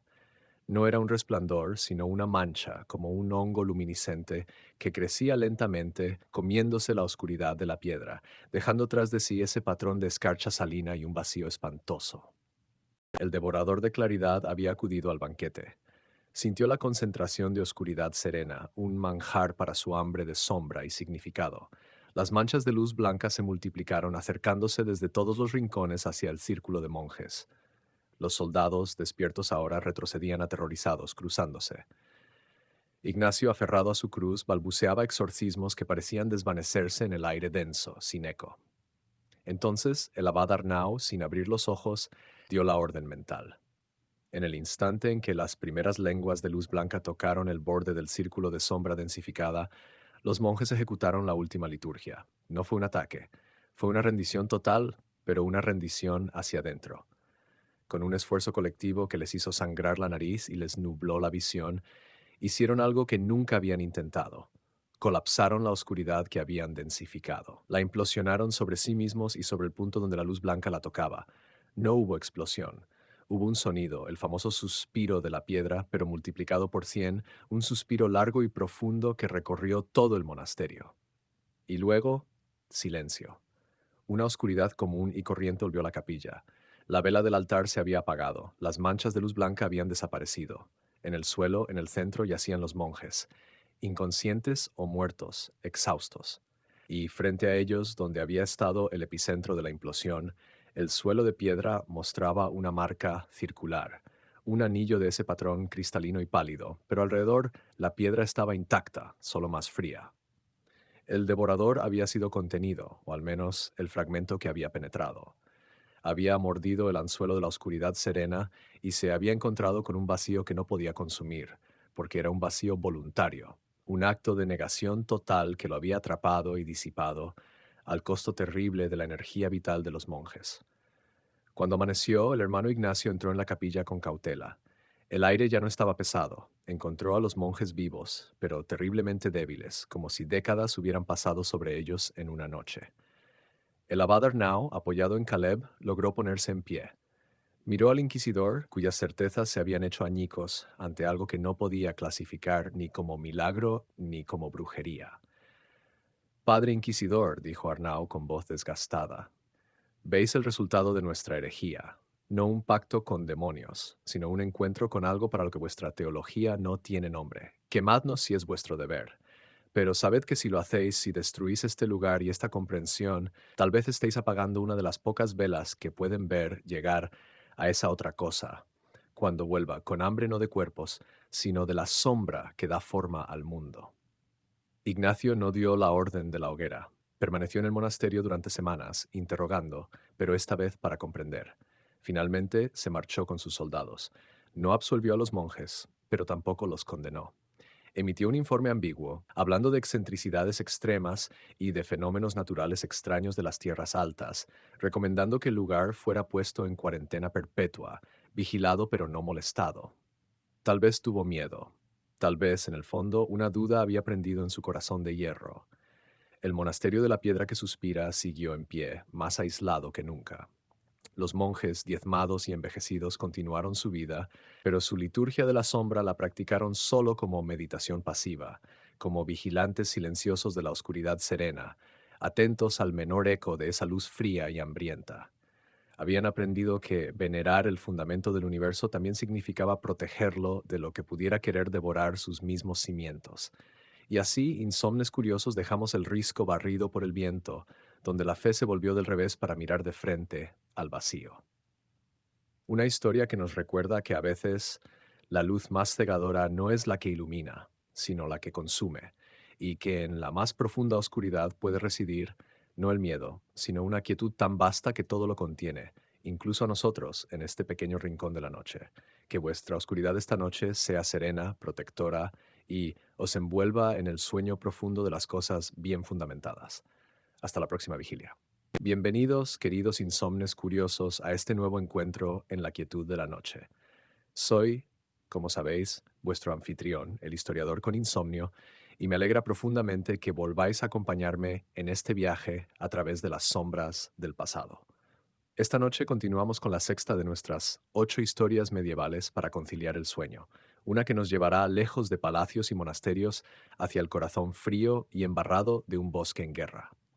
Dejad que el sonido de mi voz os envuelva y os transporte a un tiempo donde la esperanza era una moneda tan escasa como el pan, y donde el destino de miles podía depender de un solo pedazo de pergamino y de la voluntad de una persona común. Esta es la historia de la carta que nunca llegó a Calais. El otoño en el norte de Francia era una estación de barro y melancolía. Los campos antes dorados yacían quemados o pisoteados. Los caminos eran surcos encharcados donde solo transitaban soldados exhaustos, mendigos y el ocasional mensajero con expresión apresurada. La guerra, esa guerra larga y despiadada que los bardos ya empezaban a llamar la Guerra de los 100 años, respiraba como una bestia herida sobre la tierra. En este paisaje desolado, un hombre llamado Thomas, mensajero al servicio del duque de Lancaster, cabalgaba con una urgencia que le quemaba las entrañas. No portaba una espada, sino un tubo de cuero sellado con cera del más puro rojo, colgado de una cadena sobre su pecho. Dentro, un pergamino. Y en ese pergamino, palabras que podían quizás detener el derramamiento de sangre. Eran los términos de una tregua secreta, una propuesta de paz frágil como el hielo temprano, destinada a llegar a las manos del comandante inglés en el asediado puerto de Calais. Thomas conocía la importancia de su carga y también conocía los peligros. Bandidos, bandas de desertores y, lo peor, exploradores franceses que darían cualquier cosa por interceptar un mensaje inglés que oliera a importancia. Nunca supo que lo derribó. Quizás fue una flecha perdida, disparada desde el espesor del bosque por un ballestero francés que solo buscaba cena. Quizás fue el corazón, exhausto por el miedo y el esfuerzo. El caso es que el caballo se encabritó con un relincho de terror y Thomas cayó pesadamente en un lecho de hojas podridas junto al camino forestal. El caballo huyó. El mensajero, con una herida oscura y humeante en el costado, arrastrándose con una determinación última, logró desprenderse del tubo de cuero y esconderlo dentro del tronco hueco de un roble anciano, cuyas raíces se retorcían como garras en la tierra. Luego, la vida se le escapó junto con la última luz del día, dejando su secreto enterrado en la madera muerta. 2 días después, el cuerpo ya rígido y cubierto de escarcha matinal fue encontrado por una joven. Se llamaba Elodie y vivía con lo que la guerra había dejado de su familia. Nada. Sus padres muertos por la peste, su hermano llevado por los reclutadores de uno u otro hondo. Solo le quedaba su perro, un animal grande y lanudo llamado Bruchard, y una cabaña medio derruida en el linde del bosque. Elodie buscaba hongos, raíces, cualquier cosa para llenar la olla siempre vacía. Al ver al mensajero sintió más cansancio que horror. La muerte era una vecina habitual. Le cerró los ojos con una mano callosa y por un instante pensó en buscar monedas en sus ropas. Pero entonces su mirada se posó en el hueco del árbol y el brillo tenue del cuero. Con cuidado extrajo el tubo, lo sostuvo en sus manos, sintiendo el peso del misterio. Elodie no sabía leer. Las letras eran para ella como los rastros de los pájaros en la nieve, bonitos pero incomprensibles. Sin embargo, entendía otras cosas. Entendía la calidad del cuero, la riqueza de la cera roja, el sello que mostraba un león rampante. Esto no era una carta de amor ni una lista de la compra. Esto era algo de importancia, algo por lo que un hombre había muerto. Y en su mente sencilla y llena de una bondad que la guerra no había logrado erosionar, surgió un pensamiento claro como el agua de manantial. Este hombre había intentado llegar a alguna parte con esto. Había muerto en el intento. Su viaje había sido interrumpido, pero el viaje de la carta quizás no debía terminar ahí. No sabía a dónde ir, pero sabía que el camino principal, el que bordeaba el bosque, llevaba tras muchas leguas hacia la costa, hacia el rumor lejano del mar y de la ciudad sitiada de Calais. Era una dirección, un hilo en la niebla. Decidió, en un acto de pura fe, que ella sería las piernas que al mensajero le faltaban. Envolvió el tubo en un trapo y lo escondió en lo más profundo de su zurrón, junto a un pedazo de pan duro y un poco de queso rancio. Silbó a Bruchard, que olisqueaba el aire con inquietud, y sin mirar atrás, se adentró en el camino, alejándose de su cabaña, de la única vida que conocía. Lo que Elodie no podía saber era que su simple acto de honradez la había puesto en el centro de una tormenta que ella no veía. Del lado inglés, el duque de Lancaster, al no recibir confirmación de la llegada de la carta, había enviado a un hombre frío y eficiente, un espía conocido solo como el Tejón, a recuperar el pergamino o asegurarse de que nunca cayera en manos francesas. Del lado francés, un señor de la guerra local, un varón brutal llamado Gautier de Rieux, cuyos hombres merodeaban por la región, había oído rumores de un mensajero inglés abatido. Intuía que portaba algo valioso, información que él podría usar para ganar favor con el delfín o simplemente para vender al mejor postor.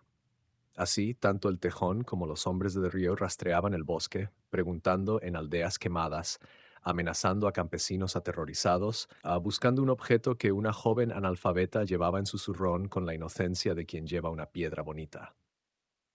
El viaje de Elodie fue una odisea de pequeños horrores y pequeñas bondades. Aprendió a caminar de noche, guiada por las estrellas que su padre le había enseñado a reconocer vagamente.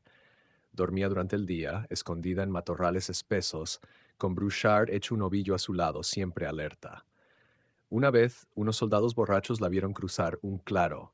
Brouchard gruñó, mostrando los colmillos, y ella corrió como una liebre, perdiéndose en un cañaveral, mientras las risas y las blasfemias se alejaban.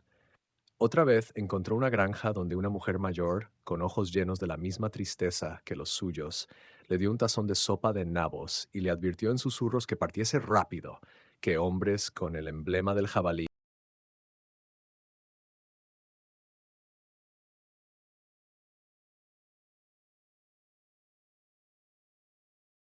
Elodie instintivamente se llevó una mano al zurrón.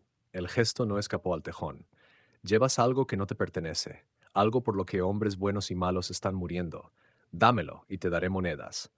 Más monedas de las que hayas visto en tu vida. Elodie lo miró, y en su rostro no vio salvación, sino otro tipo de perdición. Pertenece a donde iba, dijo con una firmeza que la sorprendió a ella misma.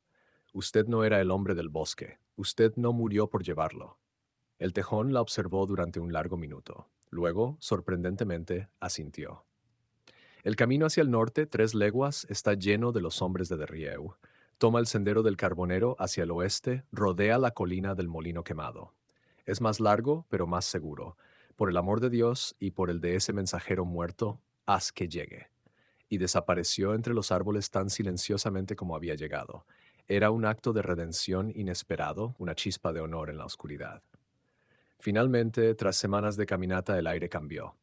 Olía a sal, a algas podridas, a humo denso.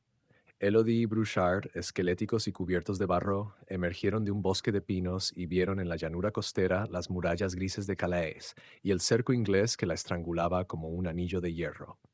El último obstáculo era un campo abierto, barrido por el viento, donde ser vista significaba ser acribillada por flechas de uno u otro bando. Elodie, ya sin miedo, porque el cansancio lo había consumido todo, incluso el miedo, tomó una decisión. Ató el tubo de cuero al grueso collar de Brouchard. Le acarició la cabeza, miró sus ojos fieles. Tú, susurró, tú llegarás. Corre, Brouchard, corre hacia las murallas. Corre. Le señaló la ciudad, y el perro, tras un último lametón a su mano, partió como una flecha a través del campo, bajo un cielo plomizo. Las alarmas sonaron, se vieron figuras moverse en las almenas, flechas silbaron, pero Brouchard era una sombra veloz, esquivando, corriendo en zigzag. Elodie no supo si llegó. La visión del perro corriendo se le nubló por las lágrimas y el agotamiento. Se desplomó entre los juncos, vencida, pero en su corazón sabía que había cumplido. Había sido el eslabón que el destino necesitaba, la voluntad simple que mantuvo viva una esperanza. La carta, con sus palabras de paz, quizás nunca llegó a su destino original. Quizás fue interceptada, quizás la guerra siguió su curso. Pero el viaje de Elodie, su tenacidad silenciosa en medio del caos, se convirtió en una leyenda menor, un susurro entre los campesinos del norte de Francia, la historia del mensajero que murió y de la chica que caminó. Porque a veces, queridos insomnes, la importancia no está en el destino final, sino en la intención del viaje. En la elección de hacer lo correcto, incluso cuando el mundo entero parece empeñado en lo contrario. Dejemos que el valor tranquilo de Elodie, su paso firme a través del bosque oscuro, nos acompañe ahora hacia un descanso merecido. Buenas noches, insomnes curiosos, a todos los que rondáis los límites del sueño con la linterna de la curiosidad encendida. Soy vuestro anfitrión, el historiador con insomnio, y es un alivio para el alma encontraros aquí, una vez más, en este silencio compartido donde el pasado aún respira. Nuestro periplo por estas 8 noches medievales nos ha llevado a monasterios de sombra y a mercados de memoria. Esta noche, sin embargo, abandonamos los reinos de la filosofía y la fe para adentrarnos en algo más visceral, más terroso, más infecto. Nos sumergimos en los pantanos, en los lodazales donde la vida se descompone y renace en formas que la razón se niega a nombrar. Esta historia no habla de monstruos legendarios, sino de síntomas, de diagnósticos de una tierra enferma. Acompañadme, si tenéis el estómago fuerte, al lado de un hombre que catalogó el horror no como una maldición, sino como una patología. Esta es la historia del bestiario del doctor Badian. En los años grises y lluviosos que siguieron a la Gran Peste, cuando Europa era un cuerpo convaleciente con cicatrices aún supurantes, un hombre recorría los caminos secundarios, las cañadas fangosas y las aldeas olvidadas. No era un mercader ni un juglar, ni un peregrino. Era un médico, o lo había sido. Se llamaba Aloysius Badian, y llevaba colgado del hombro no un maletín de cuero con sanguijuelas y hierbas, sino un pesado arcón de madera y hierro forrado en plomo, que contenía instrumentos de disección, frascos de cristal grueso, cuadernos de anotaciones meticulosas y una colección de especímenes que hacían palidecer a los más curtidos boticarios. El doctor Badian había sido excomulgado no por herejía teológica, sino por una herejía aún más peligrosa a ojos de la Iglesia, una herejía contra el orden natural de las cosas. Badian sostenía una creencia revolucionaria y aterradora. Creía que la Tierra, el mundo mismo, no era una creación perfecta e inmutable, sino un organismo vivo, vasto y complejo, y como cualquier organismo podía enfermar. La peste, las hambrunas, las inundaciones no eran castigos divinos ni simples infortunios, sino síntomas, fiebres y erupciones de este gran cuerpo planetario. Su trabajo, su obsesión, era diagnosticar esas enfermedades. Pero para diagnosticarlas necesitaba estudiar sus agentes, sus parásitos, sus manifestaciones visibles. Y esas manifestaciones, según Badian, no eran ratas o mosquitos, sino algo mucho más extraño y específico. Eran las criaturas que él llamaba los morbi terrae, los males de la tierra. Su bestiario, un volumen enorme y en constante crecimiento, no era un catálogo de dragones o grifos, era un manual clínico. En sus páginas, ilustradas con dibujos de una precisión espeluznante, describía y clasificaba entidades que surgían de los lugares enfermos. No eran animales, insistía, sino efluvios, tumores, secreciones del mundo cuando su equilibrio se rompía. Él las cazaba, las diseccionaba, las estudiaba, trató de entender la enfermedad a través de su síntoma más grotesco. Así en su viaje había documentado criaturas como el fango suspirante, una masa de lodo y raíces podridas que se inflaba y desinflaba con un sonido lastimero, emanando un vapor que hacía toser sangre a quienes lo inhalaban, y que solo aparecía en pantanos donde se había cometido un fratricidio. O los cuervos pálidos, aves espectrales, casi transparentes con plumas del color de la ceniza húmeda, que no picoteaban comida, sino el calor vital de los animales moribundos y cuyo graznido era un susurro que imitaba la última palabra de sus víctimas. Eran, según sus notas, espíritus de plaga, manifestaciones de la fiebre colectiva de un lugar tras una epidemia. Pero quizás la más inquietante de sus descubrimientos anteriores era el gusano del silencio, una criatura filamentosa y translúcida del grosor de un dedo que habitaba en bosques donde habían ocurrido grandes traiciones o masacres silenciadas. El gusano no se alimentaba de materia, sino de sonido. Absorbía los ruidos ambientales, dejando a su paso un perímetro de silencio absoluto y opresivo. Los pájaros callaban, el viento cesaba de susurrar y los pasos de un hombre no producían eco. Badian especulaba que era la manera del lugar de digerir el trauma, absorbiendo la evidencia sonora del dolor. Badian era un paria.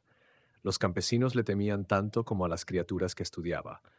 Los nobles lo veían como un loco útil, un excéntrico al que podían llamar para problemas inexplicables siempre que se mantuviera lejos de la corte.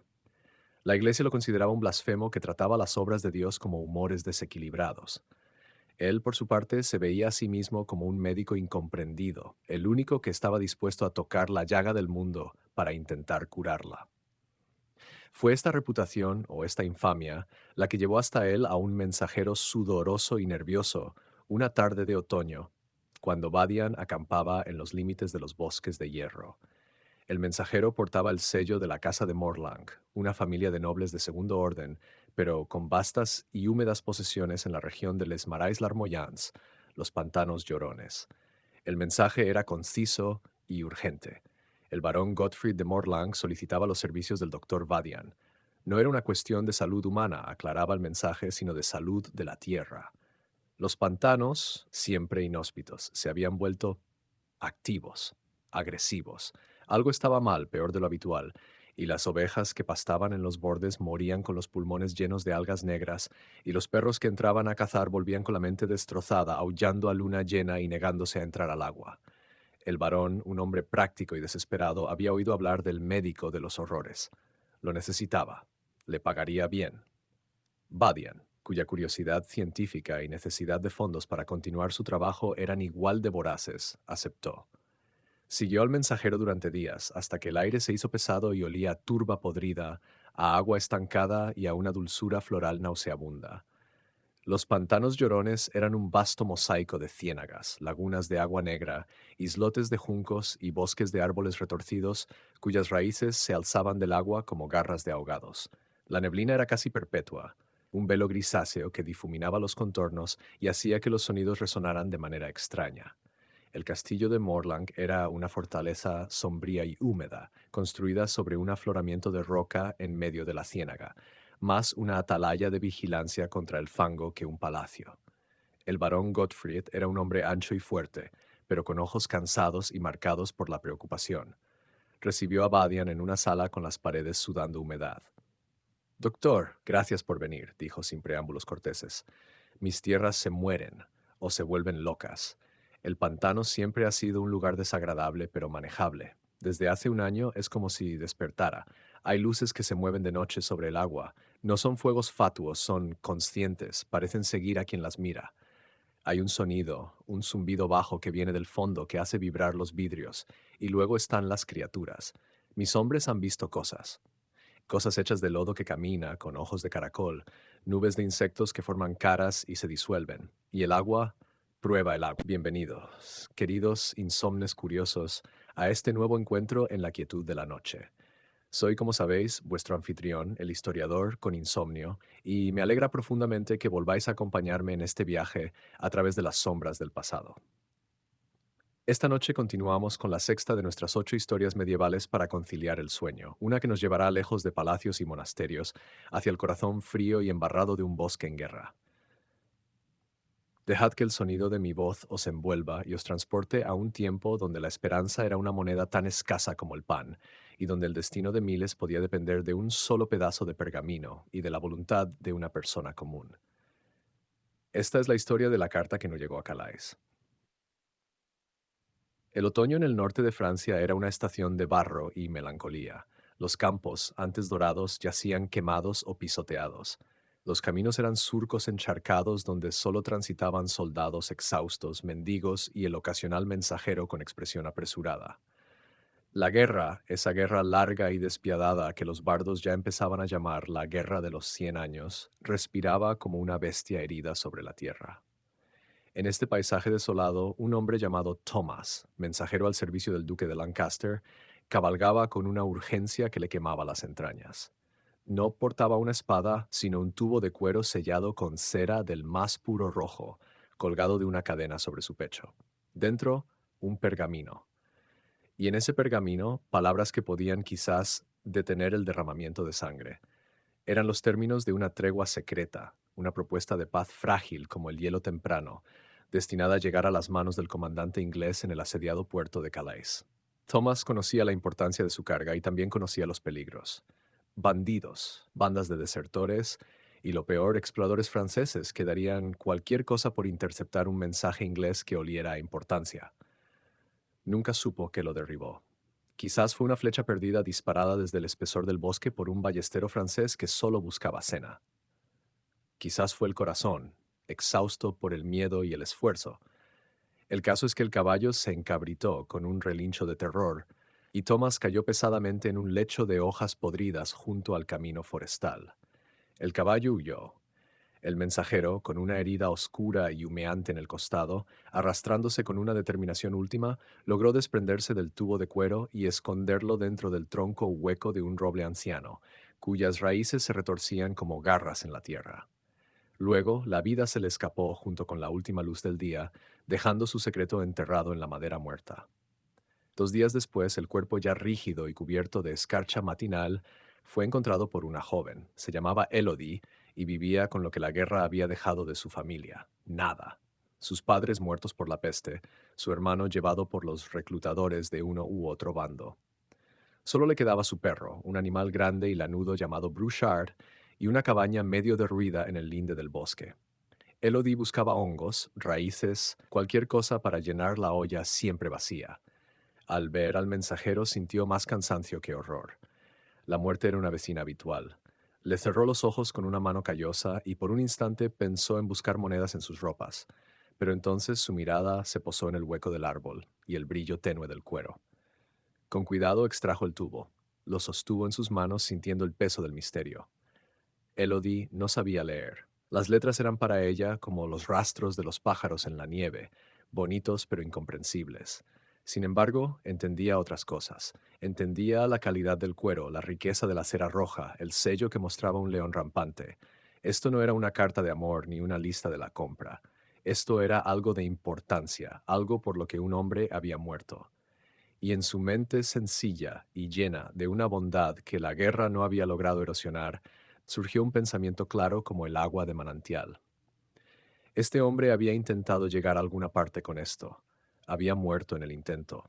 Su viaje había sido interrumpido, pero el viaje de la carta quizás no debía terminar ahí. No sabía a dónde ir, pero sabía que el camino principal, el que bordeaba el bosque, llevaba tras muchas leguas hacia la costa, hacia el rumor lejano del mar y de la ciudad sitiada de Calais.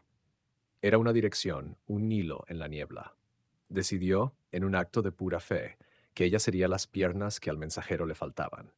Envolvió el tubo en un trapo y lo escondió en lo más profundo de su zurrón, junto a un pedazo de pan duro y un poco de queso rancio. Silbó a Brouchard, que olisqueaba el aire con inquietud, y sin mirar atrás, se adentró en el camino, alejándose de su cabaña, de la única vida que conocía. Lo que Elodie no podía saber era que su simple acto de honradez la había puesto en el centro de una tormenta que ella no veía. Del lado inglés, el duque de Lancaster, al no recibir confirmación de la llegada de la carta, había enviado a un hombre frío y eficiente, un espía conocido solo como el Tejón, a recuperar el pergamino o asegurarse de que nunca cayera en manos francesas. Del lado francés, un señor de la guerra local, un varón brutal llamado Gautier de Rieux, cuyos hombres merodeaban por la región, había oído rumores de un mensajero inglés abatido. Intuía que portaba algo valioso, información que él podría usar para ganar favor con el Delfín, o simplemente para vender al mejor postor. Así, tanto el Tejón como los hombres de Río rastreaban el bosque, preguntando en aldeas quemadas, amenazando a campesinos aterrorizados, buscando un objeto que una joven analfabeta llevaba en su zurrón, con la inocencia de quien lleva una piedra bonita. El viaje de Elodie fue una odisea de pequeños horrores y pequeñas bondades. Aprendió a caminar de noche, guiada por las estrellas que su padre le había enseñado a reconocer vagamente. Dormía durante el día, escondida en matorrales espesos, con Brouchard hecho un ovillo a su lado, siempre alerta. Una vez, unos soldados borrachos la vieron cruzar un claro. Brouchard gruñó mostrando los colmillos y ella corrió como una liebre, perdiéndose en un cañaveral mientras las risas y las blasfemias se alejaban.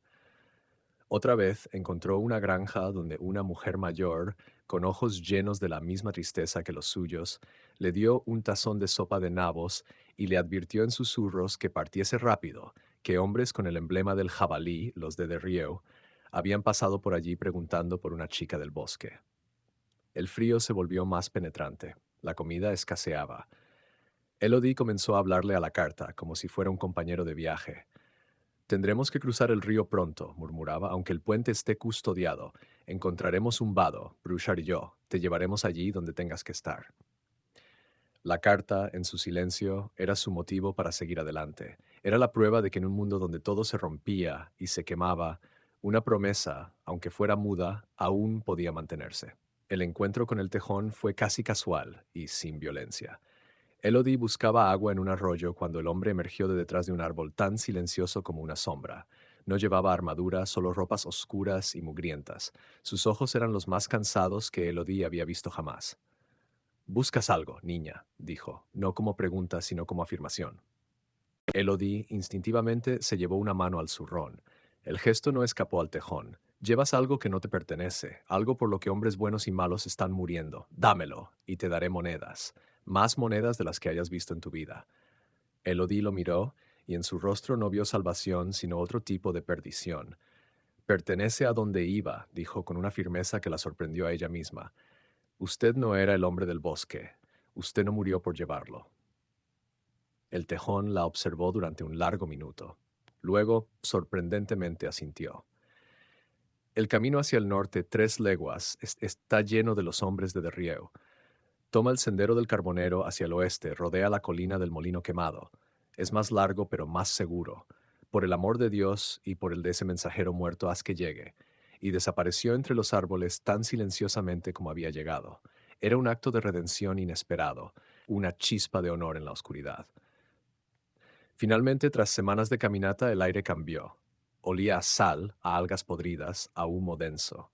Elodie y Brouchard, esqueléticos y cubiertos de barro, emergieron de un bosque de pinos y vieron en la llanura costera las murallas grises de Calais y el cerco inglés que la estrangulaba como un anillo de hierro. El último obstáculo era un campo abierto, barrido por el viento, donde ser vista significaba ser acribillada por flechas de uno u otro bando. Elodie, ya sin miedo, porque el cansancio lo había consumido todo, incluso el miedo, tomó una decisión. Ató el tubo de cuero al grueso collar de Brouchard, le acarició la cabeza, miró sus ojos fieles. «Tú», susurró, «tú llegarás. Corre, Brouchard, corre hacia las murallas, corre». Le señaló la ciudad, y el perro, tras un último lametón a su mano, partió como una flecha a través del campo, bajo un cielo plomizo. Las alarmas sonaron. Se vieron figuras moverse en las almenas. Flechas silbaron, pero Brouchard era una sombra veloz, esquivando, corriendo en zigzag. Elodie no supo si llegó. La visión del perro corriendo se le nubló por las lágrimas y el agotamiento. Se desplomó entre los juncos, vencida. Pero en su corazón sabía que había cumplido. Había sido el eslabón que el destino necesitaba, la voluntad simple que mantuvo viva una esperanza. La carta, con sus palabras de paz, quizás nunca llegó a su destino original. Quizás fue interceptada. Quizás la guerra siguió su curso. Pero el viaje de Elodie, su tenacidad silenciosa en medio del caos, se convirtió en una leyenda menor, un susurro entre los campesinos del norte de Francia, la historia del mensajero que murió y de la chica que caminó.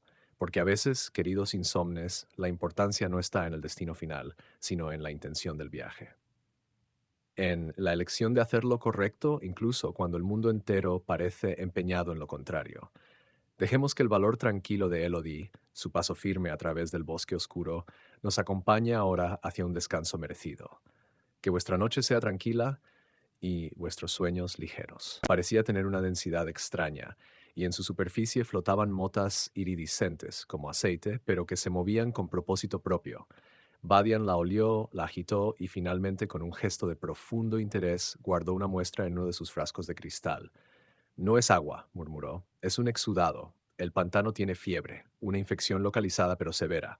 Debo tomar muestras, observar los fenómenos. Necesito un guía, uno que conozca caminos menos traicioneros». El guía asignado fue un joven llamado Finn, el hijo del guardabosques, un muchacho delgado y ágil que había crecido en los bordes del pantano y que pese a su juventud tenía una sabiduría ancestral sobre los lugares seguros y los traicioneros. Finn miraba a Badian con una mezcla de miedo y fascinación, pero aceptó el trabajo, pues su familia dependía de la buena voluntad del varón. Los primeros días de exploración fueron una inmersión en un mundo enfermo. Badian tomaba notas incansablemente. Documentó los fungoides inflamables, setas de un rojo violento que, al menor roce, estallaban en una llamarada fría y silenciosa que no quemaba la carne, pero dejaba una sensación de congelación profunda y pesadillas vívidas. Encontró colonias de lo que llamó gusanos de sombra, criaturas planas y negras como tiras de pergamino quemado, que se adherían a las superficies bajo el agua y absorbían la luz, creando pozos de oscuridad absoluta en el lecho del pantano. Finn le señaló las luces danzantes, las que el varón había mencionado. Badian observó que no eran simples gases, sino esferas de una sustancia gelatinosa y luminiscente que pulsaba y efectivamente parecía reaccionar a su presencia, agrupándose o dispersándose como un enjambre inteligente. Las clasificó como fagos luminiscentes, probablemente consumidores de la energía vital putrefacta del pantano. Pero el descubrimiento más preocupante fue el de los Mudmen, los hombres de lodo.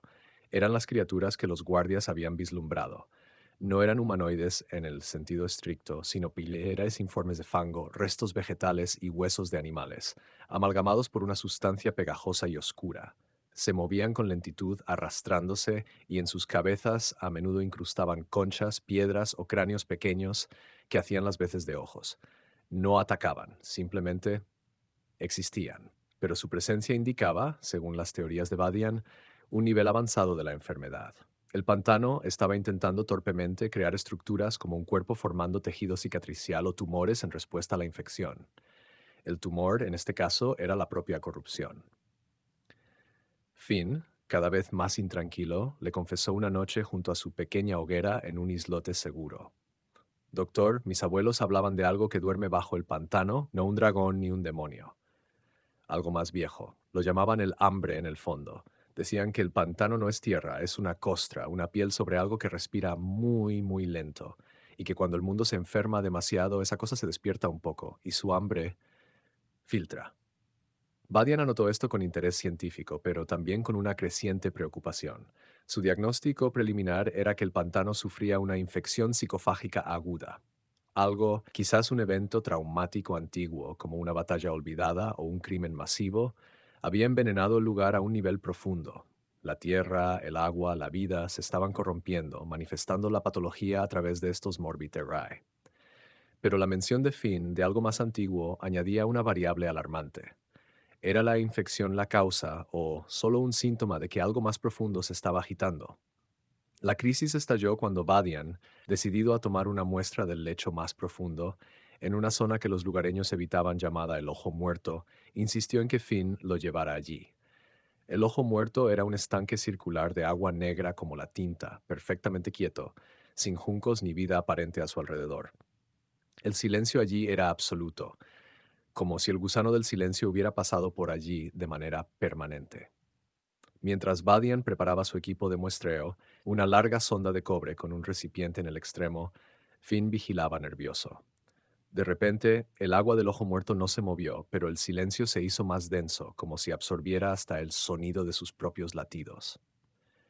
Luego, desde las profundidades, surgió un zumbido, el mismo que el varón había descrito, pero ahora cercano, palpable. Hizo vibrar los huesos de Badian y le llenó la boca de un sabor metálico.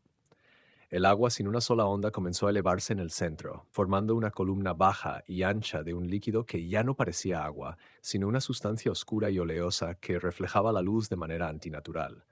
De esa columna se formaron cosas. No eran Mudmen, eran peores. Eran siluetas reconocibles pero distorsionadas, hechas del agua negra y del fango del fondo. Vio la figura de un soldado con yelmo, otra de un sacerdote con las manos levantadas, una de una mujer con un niño. Eran efigies fluidas y oscuras de personas, quizás víctimas de lo que hubiera envenenado el lugar.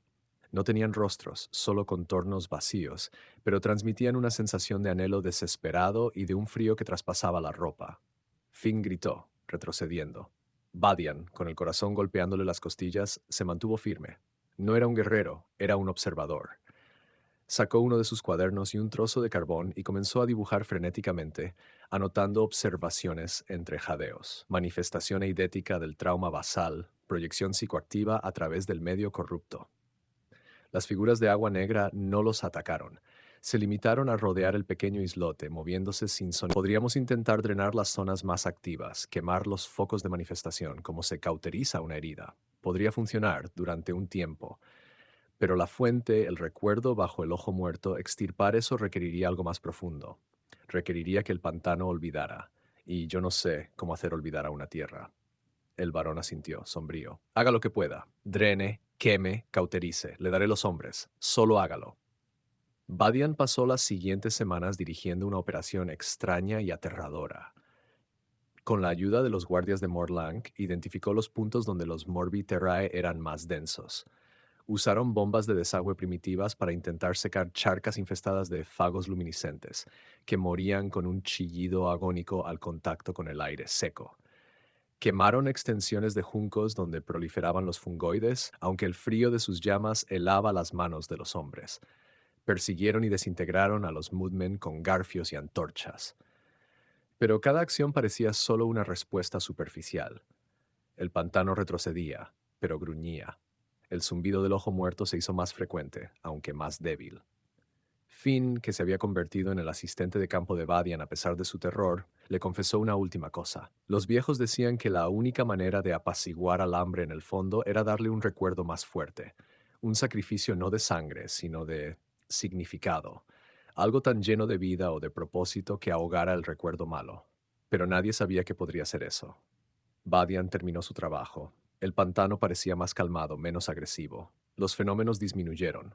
El varón, aunque no completamente satisfecho, pagó generosamente. Badian se marchó del castillo de Morlang con su arcón más pesado, lleno de nuevas muestras, nuevos dibujos y un nuevo capítulo para su bestiario, el más extenso y perturbador hasta la fecha, titulado sobre la infección Nemi. Bienvenidos, una vez más, queridos insomnes curiosos, a este refugio nocturno donde las historias antiguas se despliegan como tapices en la penumbra. Soy vuestro anfitrión, el historiador con insomnio, y me alegra que en la quietud de vuestra noche me acompañéis hasta el final de nuestro viaje. Esta es la octava y última de nuestras historias medievales para conciliar el sueño, una que nos llevará más allá de los mapas conocidos, a un lugar donde el combate más feroz no se libra con espadas contra otros, sino con el alma contra su propio reflejo. Acomodaros, cerrad los ojos si lo deseáis y dejad que mi voz os conduzca a través de la niebla marina hacia una isla olvidada y un torneo como ningún otro. Esta es la historia del último torneo de los espejos. Más allá de las rutas comerciales, donde el mar se vuelve gris y frío y las brumas se aferran a la superficie del agua como fantasmas perezosos, se alza la isla de los suspiros. Un peñasco de basalto negro coronado por una construcción que no parece del todo hecha por manos humanas, un monasterio, fortaleza de líneas imposibles y ángulos que duelen a la vista. Desde tiempos inmemoriales habita una orden de caballería tan secreta que su nombre se ha perdido. No sirven a rey ni a papa. Su único servicio es a un misterio, y su único ritual es el Torneo de los Espejos, que se celebra una vez cada generación cuando las estrellas se alinean de una forma particular sobre la torre más alta. La convocatoria llega no por heraldos, sino por sueños, a los caballeros más orgullosos, más hábiles, más hambrientos de gloria o desesperados por un cambio en sus vidas, les llega en la noche una visión. Ven un salón infinito de espejos y su propio reflejo les extiende un guantelete de plata. Es una invitación que no puede ignorarse, un llamado que quema en la sangre. Y así, uno a uno, barcos fantasmas surcados por figuras silenciosas llegan a la isla, trayendo a los elegidos. Entre ellos, este año estaba Sir Alistair de la Marca del Lobo. Joven, fuerte, imbatido en justas y batallas campales, su fama era un eco que resonaba por todos los reinos. Pero bajo la coraza pulida, Alistair guardaba una herida que no cicatrizaba, la vergüenza de haber huido, siendo un escudero, de una escaramuza con bandidos donde su maestro había muerto. Nadie lo sabía.